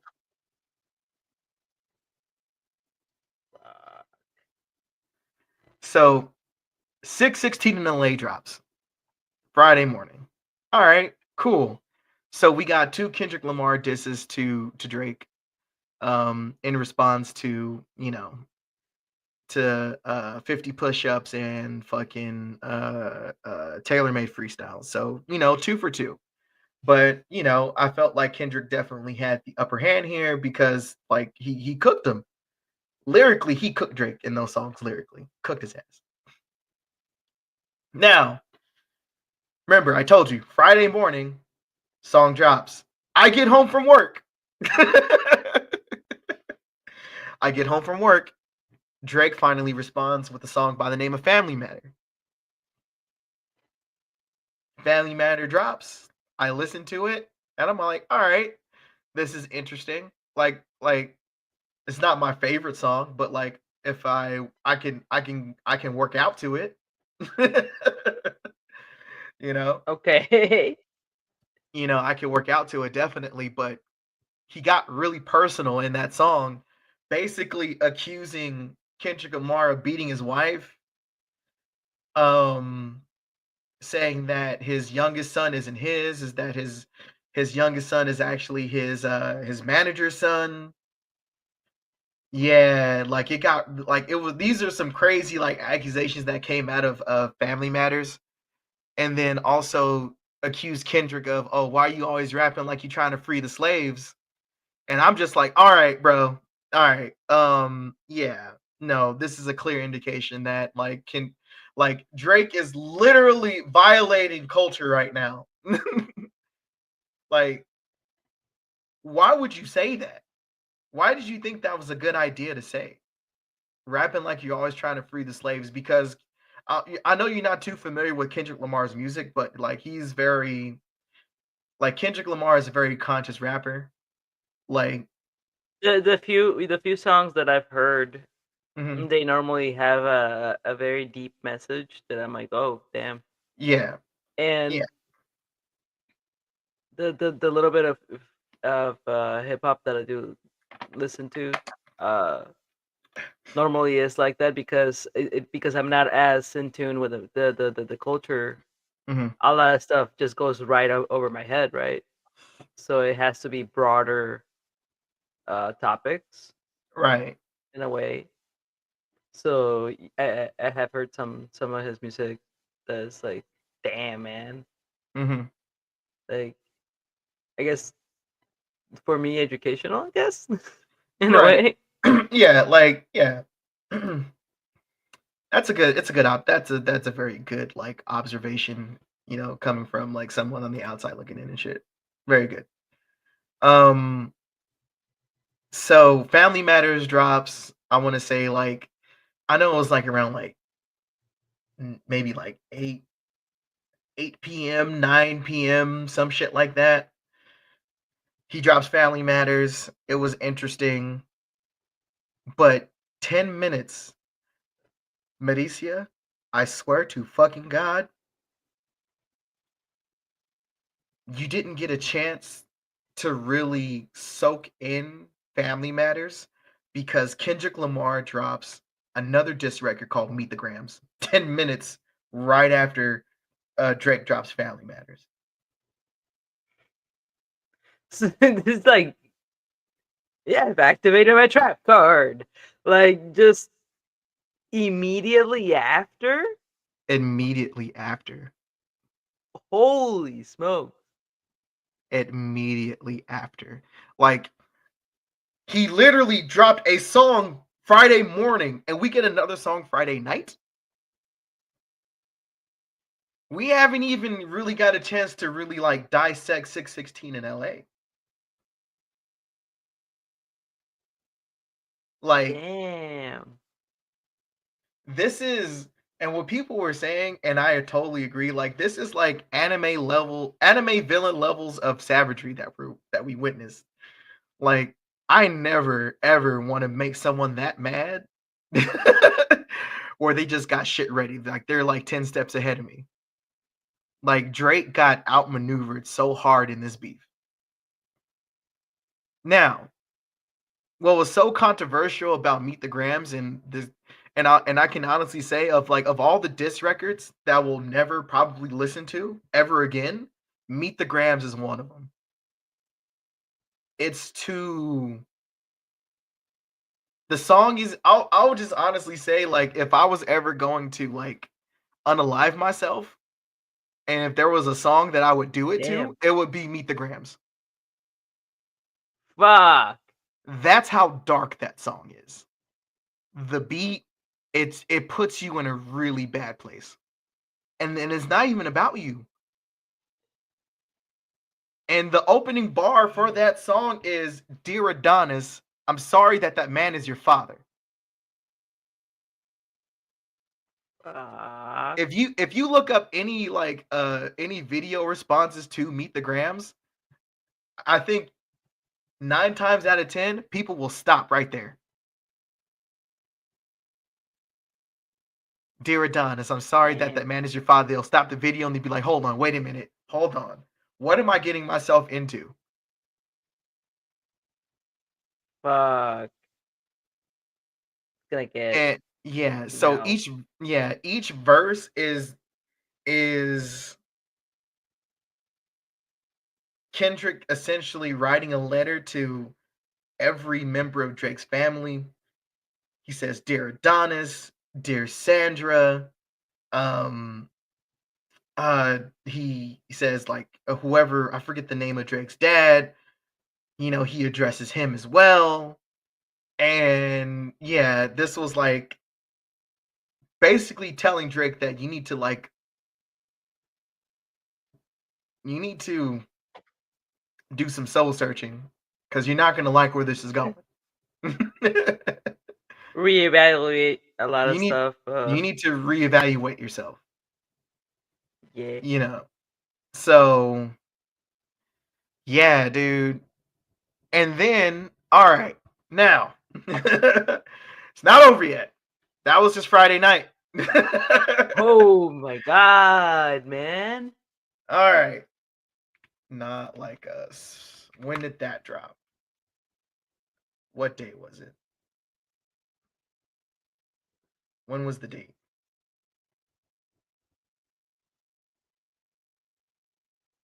Ah, so literally, so let's go back. Gotta check the dates again.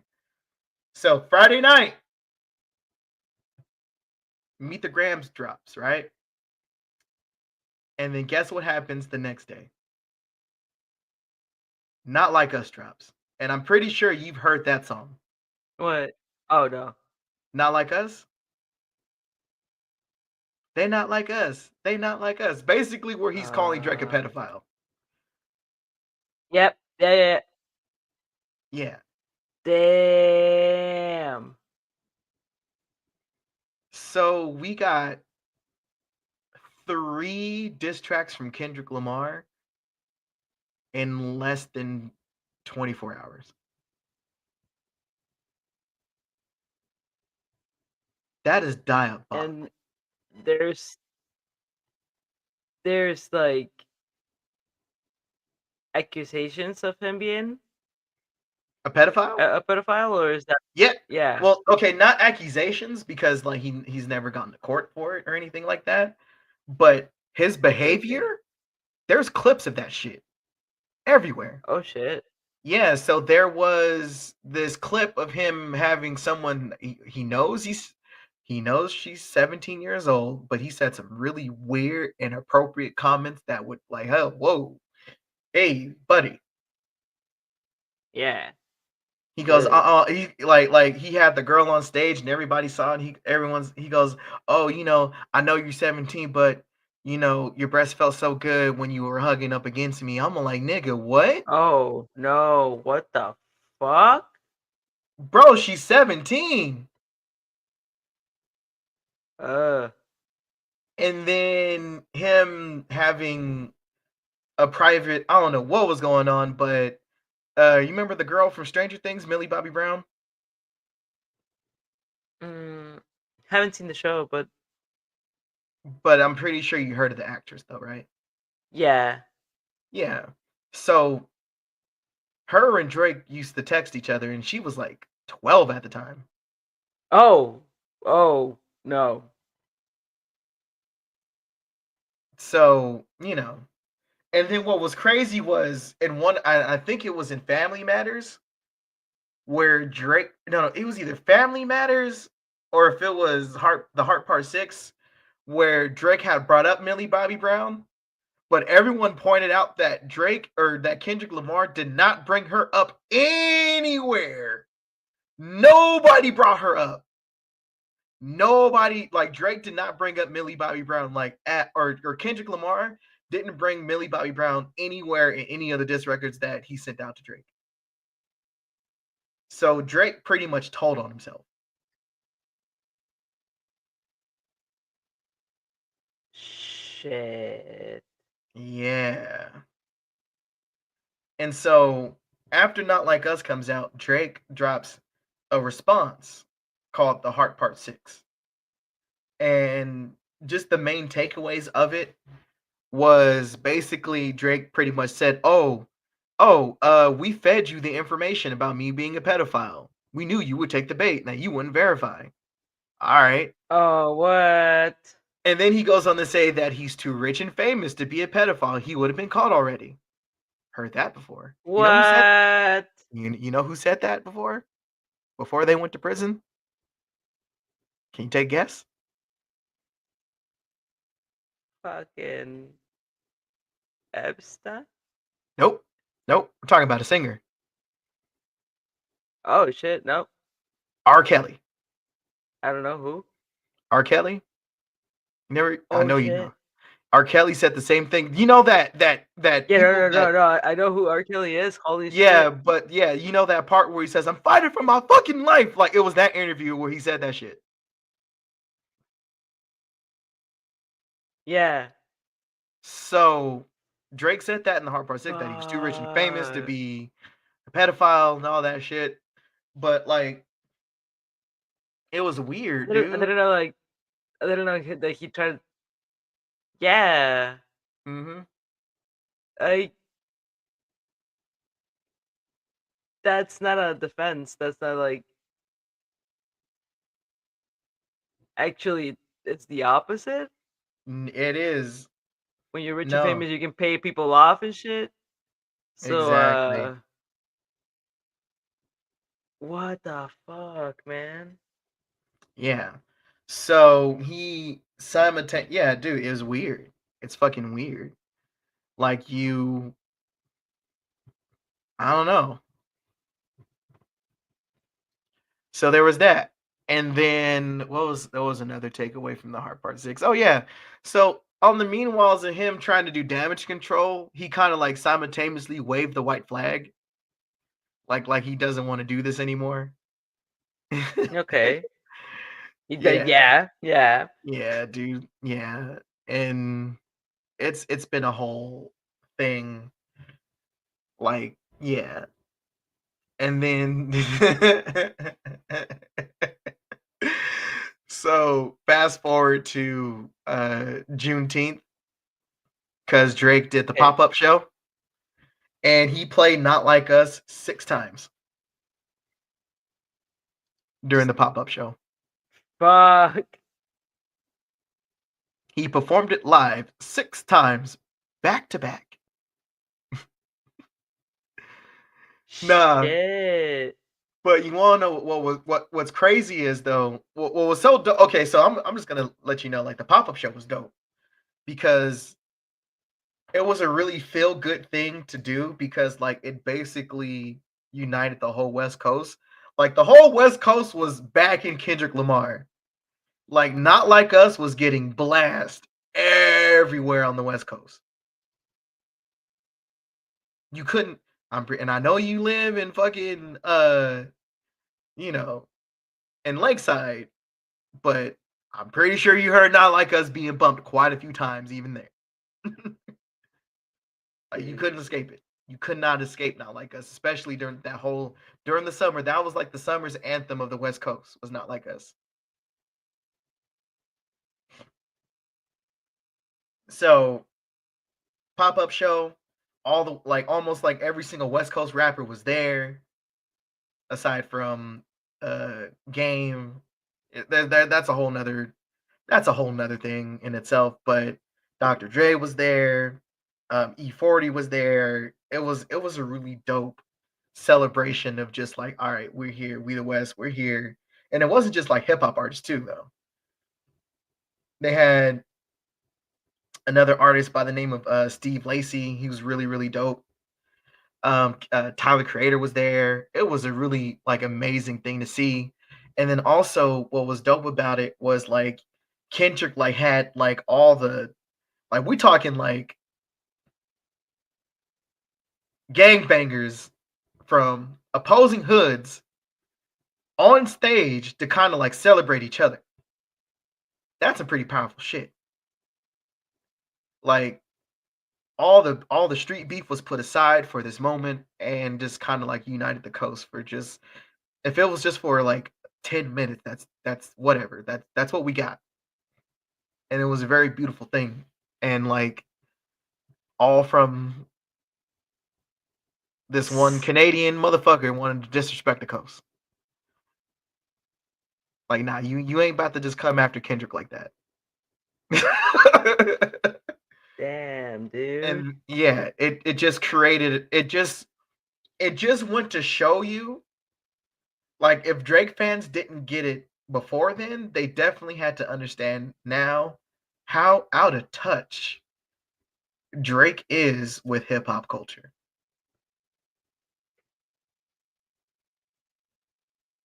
But like you said, they're just side glancers, really. Yeah. Oh, You think remember so? how? Oh yeah, yeah. So now, while this is going on, remember how I told you where Kanye West comes into play? Holy shit! So here's the thing about Kanye West is that when he's not going on a tangent, he makes a lot of fucking sense.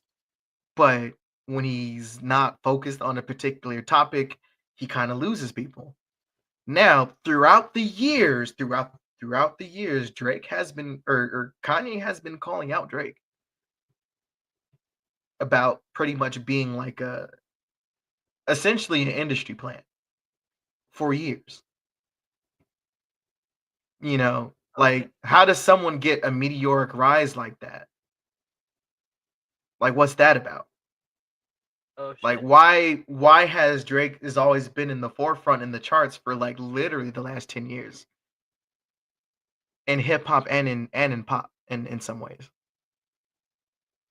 So that's not by coincidence.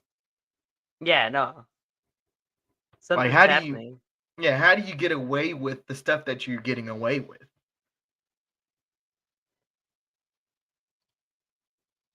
So, he literally like whoever's in charge of the record label is just pretty much what He's Drake like the dude literally said what Drake wants, he gets because he makes and because he knows he's always gonna get money off of it. So it's gonna be at number one. Like, you damn, know, man. like Drake, I think Drake is still one of the top artists being streamed right now on Spotify. Despite all the good shit, like there's been a lot of good music that's come out since then. Like Tyler Creator's Chromacopia. If I'm being honest, as far as that to me, that's hip hop album of the year right now. Like like Kendrick Lamar did drop GNX. Like GNX is great. I like GNX, but I think Chromacopia is a better album artistically. But Dude. that's just my opinion. But We need to find a way to like put little snippets or stuff like it as long as it doesn't get us in trouble. hmm, Because I would like to get like audios of this, like what's that? Sorry. no, I mean that's fine. I mean people have done video reactions, so I mean like I guess we could react to we can start doing video reactions, I guess. But I was gonna say, um,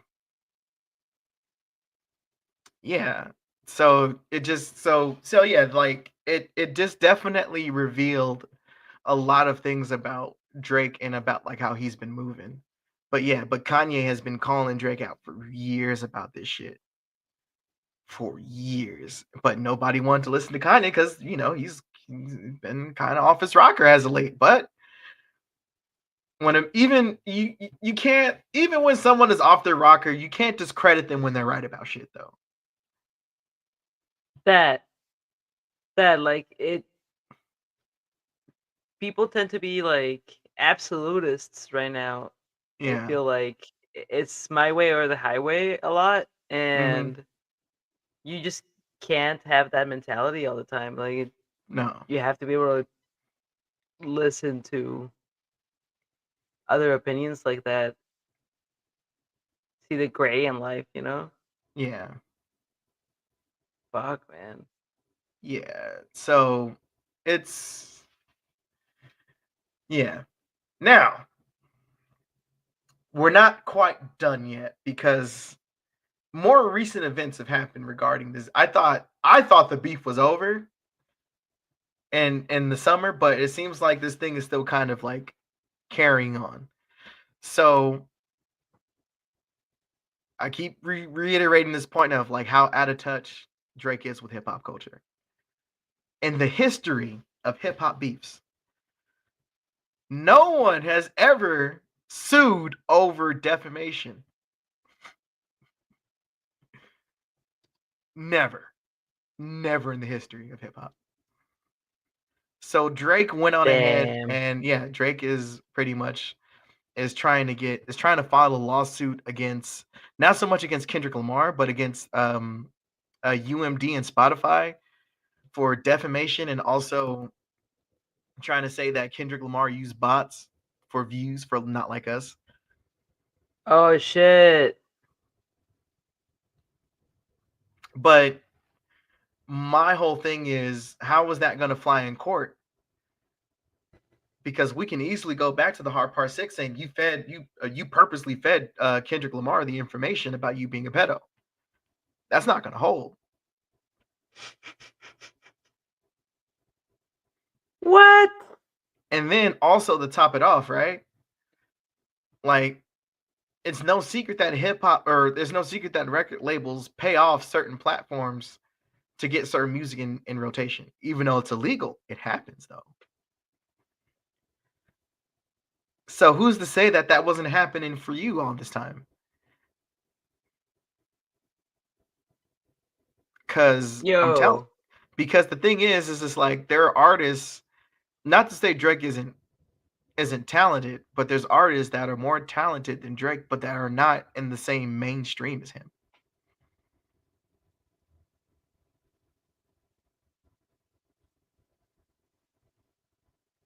So you think like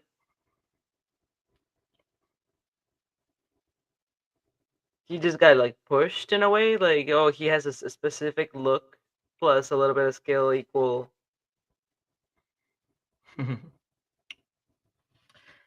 He is like what I like to call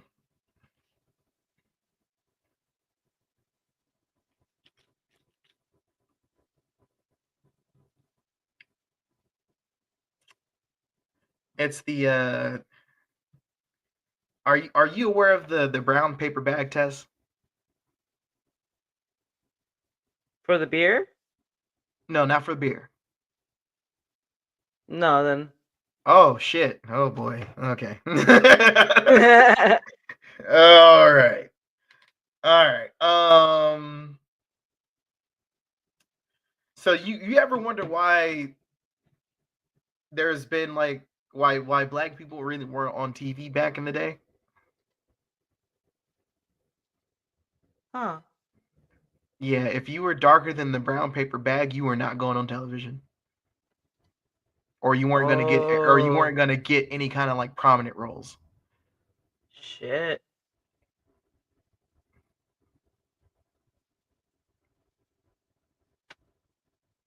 So it's, oh damn. Mhm.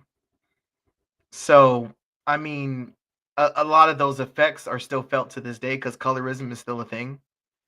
Yeah. So, I felt like with Drake, he was a pretty safe bet to kind of like push like that. Cause Kanye, I would say, was like before Drake kind of like rose the way he did, Kanye was actually like was pretty big too. But Kanye's fucking, crazy and shit though. And like and in some ways very misunderstood. But, when I just kind of like hate to I don't want to like make excuses for Kanye, but like his mom passing away definitely affected him. So, you know, like I really, really, truly feel like if his mom was like still alive or didn't die the way she did, like Kanye wouldn't have like went off the hinges the way he did. But how did she pass? um it complications with like some cosmetic surgery. Damn. Yeah. So it was sudden, basically. Mm-hmm. Yeah. Yeah, That's all. that sucks. Yeah, it sucks. I forget Damn, dude. what kind of procedure it was, but you know, the shittiest things happens even when things that are standard procedure, people die. It is what it Oh is. yeah. It sucks. It sucks to talk about, but it happens, and it is what it is. Like modern medicine is not perfect. Yeah, no, there's still much to figure out and shit. Yeah, yeah, but yeah. So that's what's going on uh, with that. So Drake is now suing, which is unheard of in a rap beef to sue. But oh right, so I didn't talk about. That's Forgot. a Yeah. it's a very So Karen response. yeah. Like you really are tapping into your white half right now, Drake.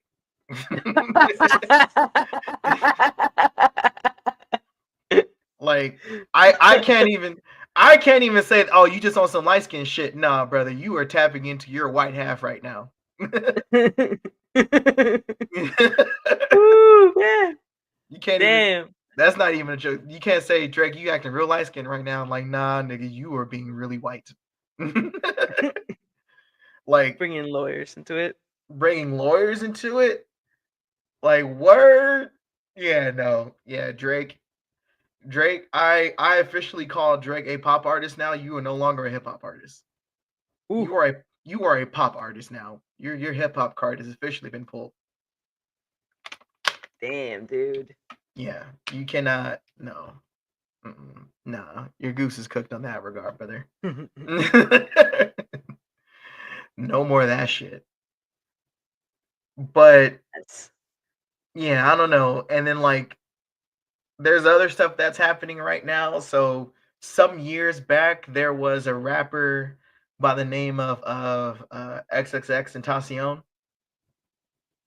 I don't know the full details of it, but he was a really troubled kid.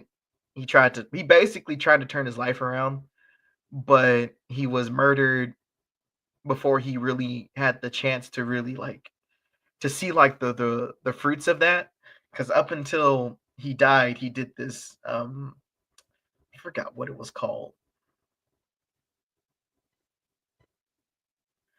But there was like a certain challenge that he was doing where basically he would go to the store, buy a whole bunch of stuff, and then just hand it out to people. And, try to, just be a good Samaritan, try to do good type shit. Like he would just like hang out with fans for a day or a fan, whoever, you know, and really tried to like turn his life around. And before he had even had a chance to do that, he was killed. So, shit.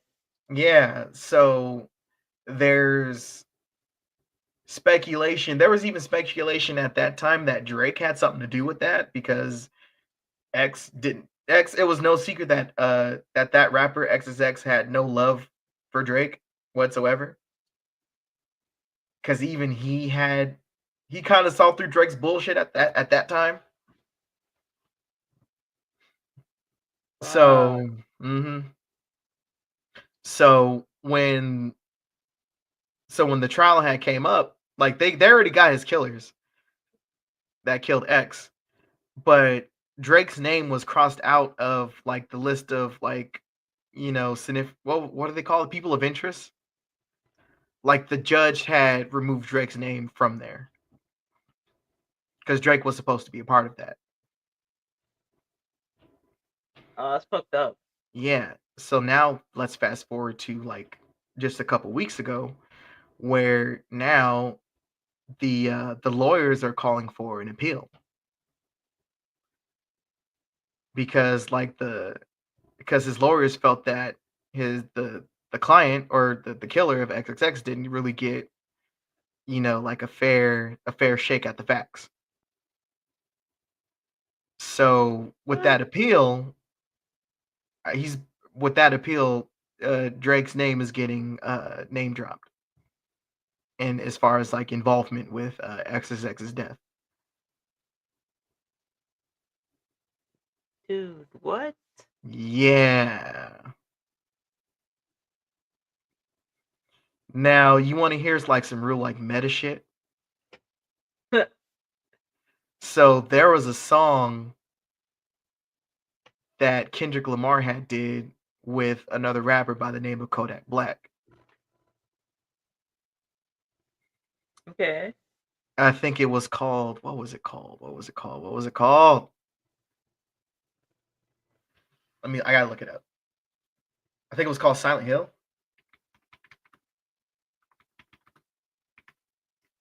Yeah, it was called Silent Hill.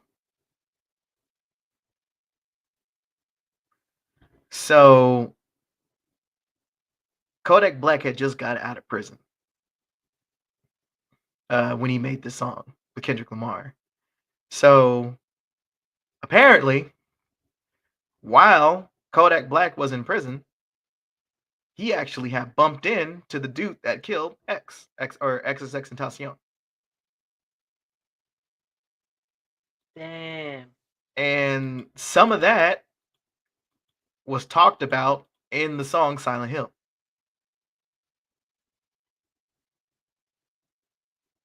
Oh shit. Mm-hmm. It's like a And fucking telenovela over here, man. Like, what the yeah, dude, fuck? there's layers and layers and layers on this shit, dude. God damn. Bruh, man, this shit goes deep.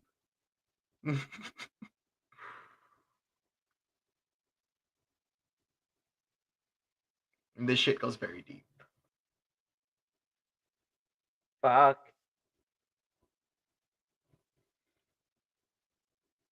But I'm gonna like I'm gonna need a flow chart. yeah, I told you like this was gonna be a long conversation about just this one topic. Flow chart, man. Damn. Yeah. So yeah, dude, it's been a really wild last like 10 years of just like with Drake's bullshit and just like Drake doesn't like Drake has not been moving like a man of culture. He's been moving like an industry plant for sure.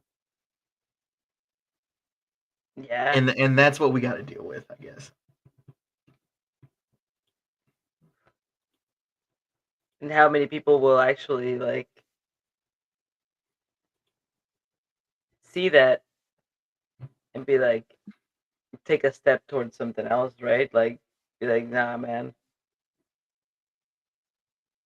But like, do you think people will stop listening to him? Or do you think people are No, just like, no, no. You want to know why people will not stop listening to Drake? Is the same reason why Trump is in office. fuck standards? Uh, Yeah. But like I said though, like Drake's core fan base are a bunch of casual hip hop fans. They don't know the culture. They're so out of tune with it. They're not familiar with it. Drake doesn't bring culture to the forefront in the way in the way that he moves. Like Drake doesn't even speak on black issues. Meanwhile, his contemporaries do. So what the fuck does that tell you about him? Just wants money, man. He saw a trend, jumped on it, made money. Exactly. Damn, dude.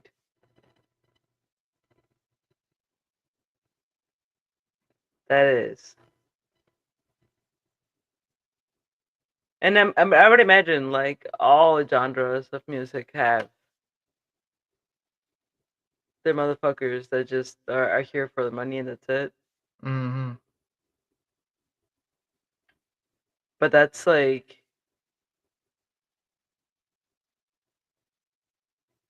this is about like not just music but culture. So like it's fuck, man. Yeah. And I mean, it's a long history of just like when black music gets commodified for the masses. I mean, it's been like that forever. I mean, this I don't I yeah, like people don't even tell you that like where rock even comes from, like the whole rock and roll movement was pioneered by black people. Yeah. Um. Man, names. Chuck Berry, Little Richard, Uh, that you mean, you know what I mean? Like until you added that white face, which was Elvis, that's when the yeah, genre really blew up. dude.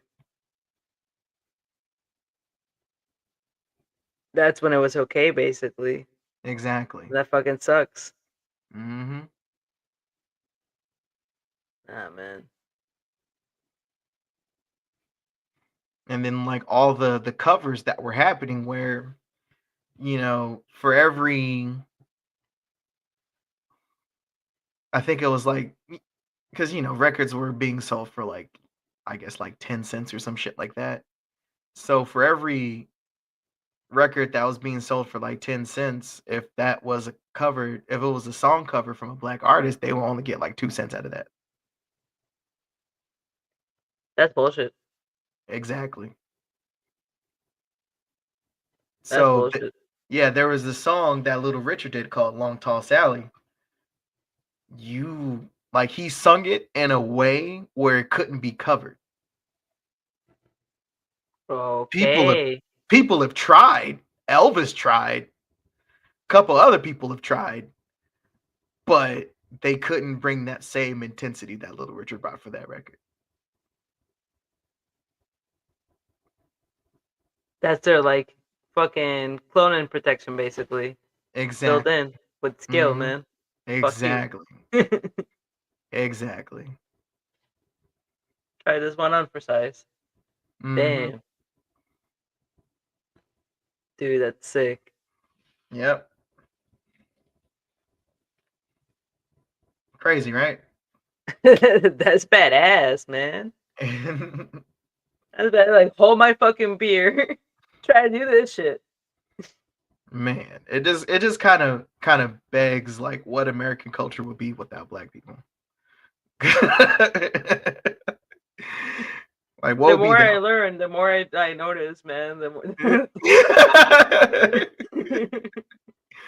what it's would it be? it all these motherfuckers asking for the melting pot to stop being a melting pot, but don't understand that their culture is the melting pot.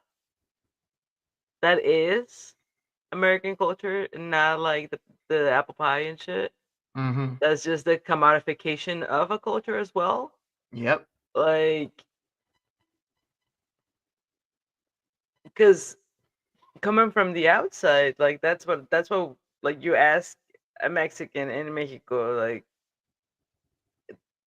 think American, and I'm gonna go. apple pie, firework, burger. Um, those are the things that like same as over here. You think Mexican, you think taco, burrito, all that shit. That's the commodification of our cultures, right? Mm-hmm. These motherfuckers don't understand it. Mm-hmm. They don't see that they're the same exact shit, but because of a skin color, they're like, but at least it's not me. Like, it, it blows my mind. The more I learn about it, the more I see it, and I'm like, wait a second, like, man, Yep. American exceptionalism without being this exceptional. the cell phone is just ridiculous. I don't get it. I don't get it.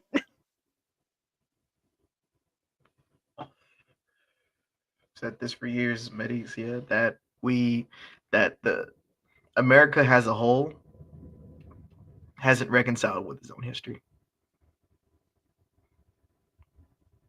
Hasn't really taken a long, really good look at it and just really be honest with itself.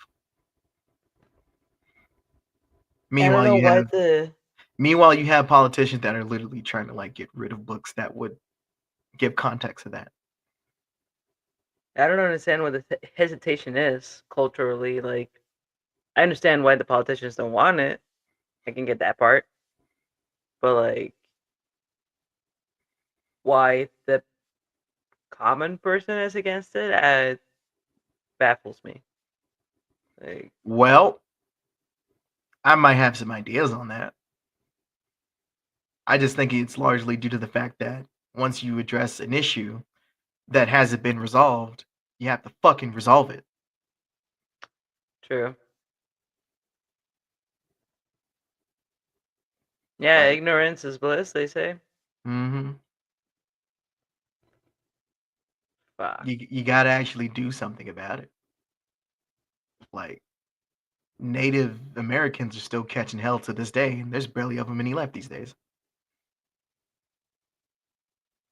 We got to Damn, reconcile with dude. that shit. Ooh. Let alone the black, let alone the race issue that we're dealing in this country.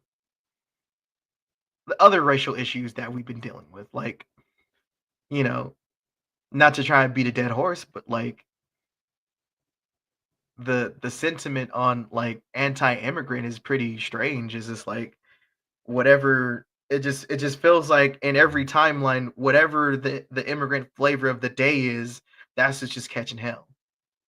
Because before it was Hispanics, it was Irish and the Italians catching hell. Yeah, They weren't viewed as white at the time. dude. And now they are. Nah, yeah. That the privilege was like the carrot, in a way. Mm-hmm. At least you don't get the stick. You got the carrot. Exactly. Whiteness. Exactly. Like now Irish and Italian are white adjacent. You know, it is what it is. Like, but to come to feel like because it's really weird how people that are think they're white adjacent think that they're not, like they're immune to the shit. Hmm. And then they're suddenly reminded, oh right, they're not talking about me. Never mind. Yeah, man. Like, I wish I could understand it, but I don't.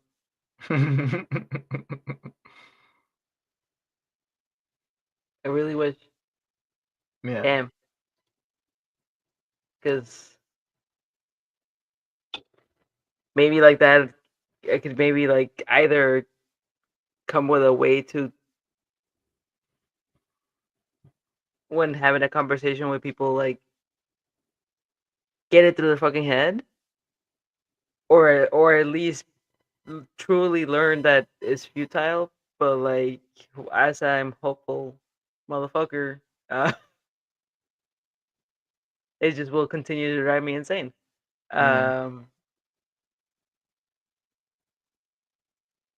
fuck, man. Yeah, I mean, like, don't do that. And it's a culture shock. So I get it.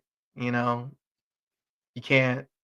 The best thing you could do is just one step at a time because you will go crazy trying to think about like what the fuck, like why. Yeah, no, like I want to grab a person and be like, but explain it to me. Why?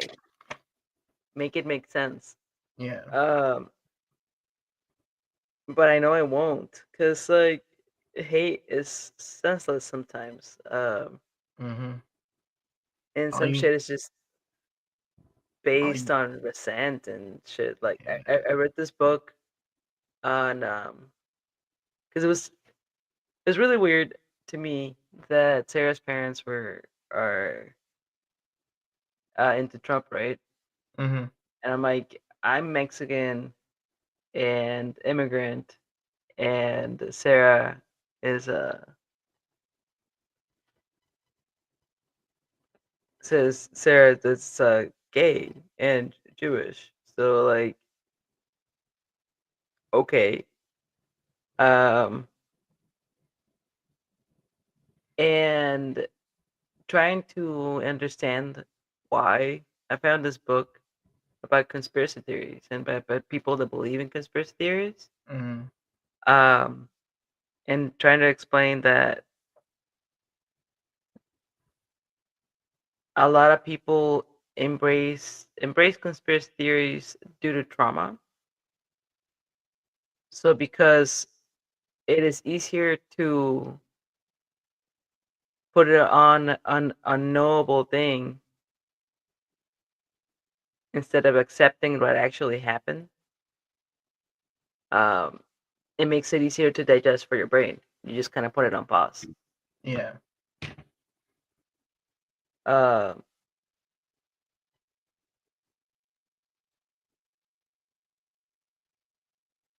so kind of like I wonder if it's related, you know? Possibly. Possibly. I mean, you can't rule anything out, but historically speaking though, like have you ever heard of Bacon's Rebellion? No, Oh. that sounds delicious. I didn't have breakfast. I'm hungry. Bacon, yay! See, I did the smart thing and ate before I started. God damn. But in a nutshell, this it happened like in the very like early stages of colonialism where there was literally Oh, not it was delicious. Okay. oh, you looked it up? Oh no no no no. You did Oh, colonialism. Not delicious. Okay. oh, okay. Uh. Oh shit. So it was pretty much like an armed uprising in Virginia's colony. It only lasted about a year, but Okay. um, but it was led by this dude named Nathaniel Bacon, and pretty much what he did was he gathered all of, like the poor white people, like all, not even poor white people, but like the indentured servants and like African slaves, and kind of rallied them up to pretty much rebel against the colonial governor because all right, we get all this land for you, but like we have no place to live. And at in the early stages of slavery, like you were only a slave for a certain amount of time. Oh shit. Okay. Like you had contracts, and I mean, not always those contracts were honored, but for the most, but contracts were honored. I don't know to the extent, but basically before Bacon's rebellion, like the whole colorism really wasn't in full effect because the indentured servants and African slaves, they kind of like there was a camaraderie there. Like families were built off that. Um, like it was definitely there. It had a so, Nathaniel Bacon kind of like took advantage of that. And I mean like even in a bad way because Nathaniel Bacon, he was a trust fund baby and blew through his fortune. So he wanted the governor to do something about it. The governor didn't want to do anything about it. Like we literally just dealt with the natives and you guys kind of have to figure it out for yourselves. So, all right, he goes, all right, bet. So he rebelled. He fucking rebelled. And the rebellion was working up until Bacon died of I think it was dysentery. Shit.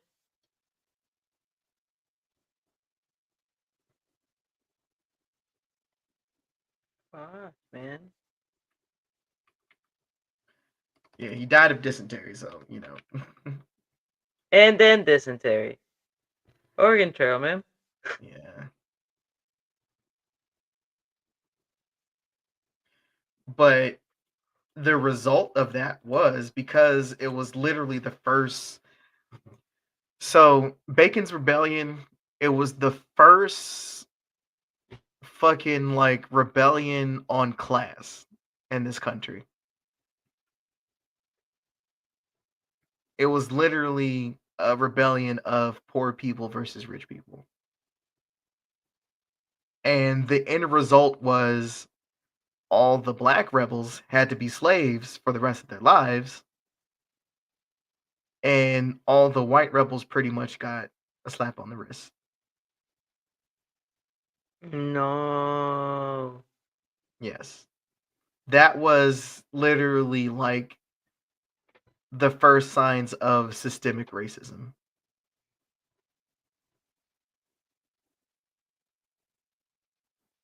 Fuck. Mhm. That was like that literally like that's when whiteness officially became incentivized in the United States before it was even called the United States.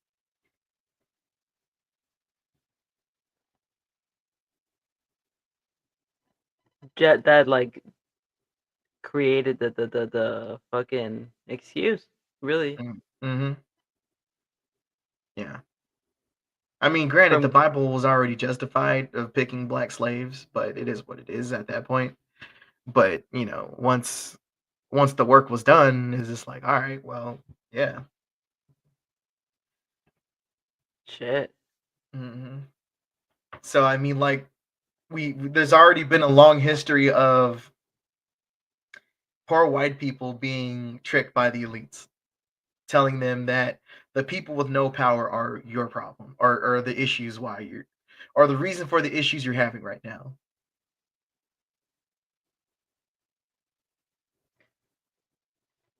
And from Oh, there it's just like cementing, really.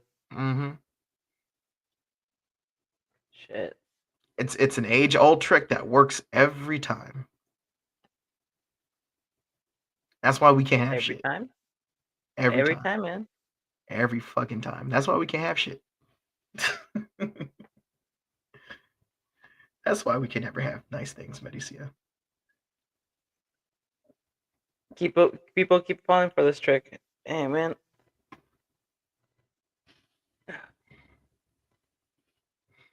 Mm-hmm. Why do people keep falling for this trick?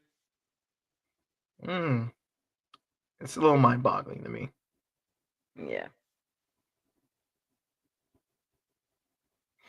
It just Ah, does not make sense. no. Yep. But we're gonna try a conversation, man. I think that's kind of like the cool thing about this shit is talking about it too. Like even though it's depressing as fuck sometimes and just doesn't really make sense. Mm-hmm. at least it's present, you know. It's not because Sky Daddy or some shit, you know. Right. Sky Daddy. Sky Daddy. uh, Yeah. like, but it doesn't stop it from being exasperating sometimes. No. No. It could be it can really really be like exhausting, but but if something was actually done about it, you know, we wouldn't have to keep Yeah, talking about it. yeah, Like there's literal like centuries of shit that needs to be rectified and it hasn't been rectified yet. It just literally trying to bury it with the sands of time. yeah. Meanwhile, there are people like like the greater context, right? Like there are literal people that are in my family that were at least like 20 years old when the Civil Rights Act got passed finally. Damn.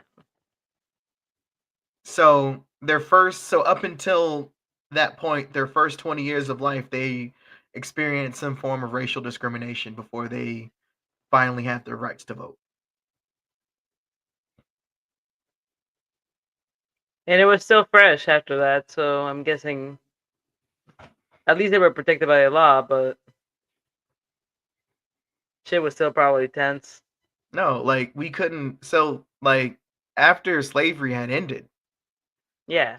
like it wasn't all sunshine and rainbows, and that's the one thing I hate about that. When people when I swear to God, I had a really awkward conversation with with one of my with an Uber driver one time, and I can tell she was a Trumper for sure. She didn't have to say it without saying it. But she said, Mm. "Oh, it was white people that freed the slaves." And then I also said, "Yeah, but you also terrorized us for 100 years." I had to be respectful. I was in this lady's car, Yeah.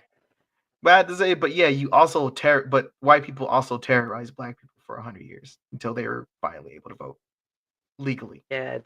Don't try to make it sound like you're like savior or some shit. Like, Yeah, calm down now.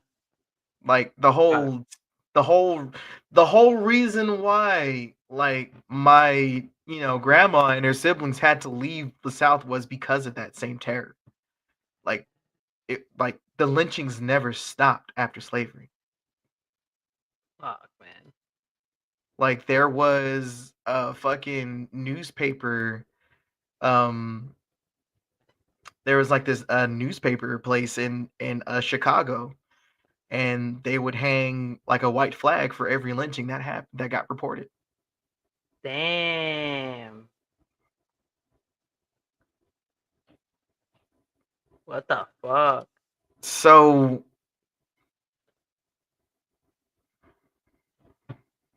you know what I mean? Like Yeah. it Well, and no, then yeah. so then it also goes. It's okay. You know what? We'll save that for the next episode because there's a lot to unpack there. We'll be on here for like another 2.5 hours talking about that shit. But yeah, there's a lot to like unpack there. But yeah, yeah. We'll we'll we'll stop here for right now. Sounds Yeah. good, man. Yeah, no, it's there's it's history, man. You know, Mhm. like it it's sad and scary what people can do to each other, but Mhm. that's also why it has to be like understood and shit. Like, fuck, discussed. You know, even though it fucking sucks, but Yeah. damn, All right. Well, man. that we'll stop here for right now. That's it. If there's anyone that did watch, thank you for stopping by. Thank you, But thank you. we'll catch you next Sunday, same time. Deep conversations. Yeah, birds. Y'all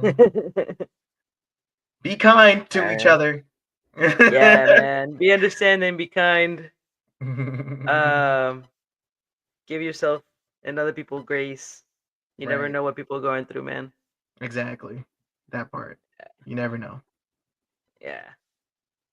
Hell All yeah. right. Let's end it here. Ending the stream. See you later. Woo. See you later.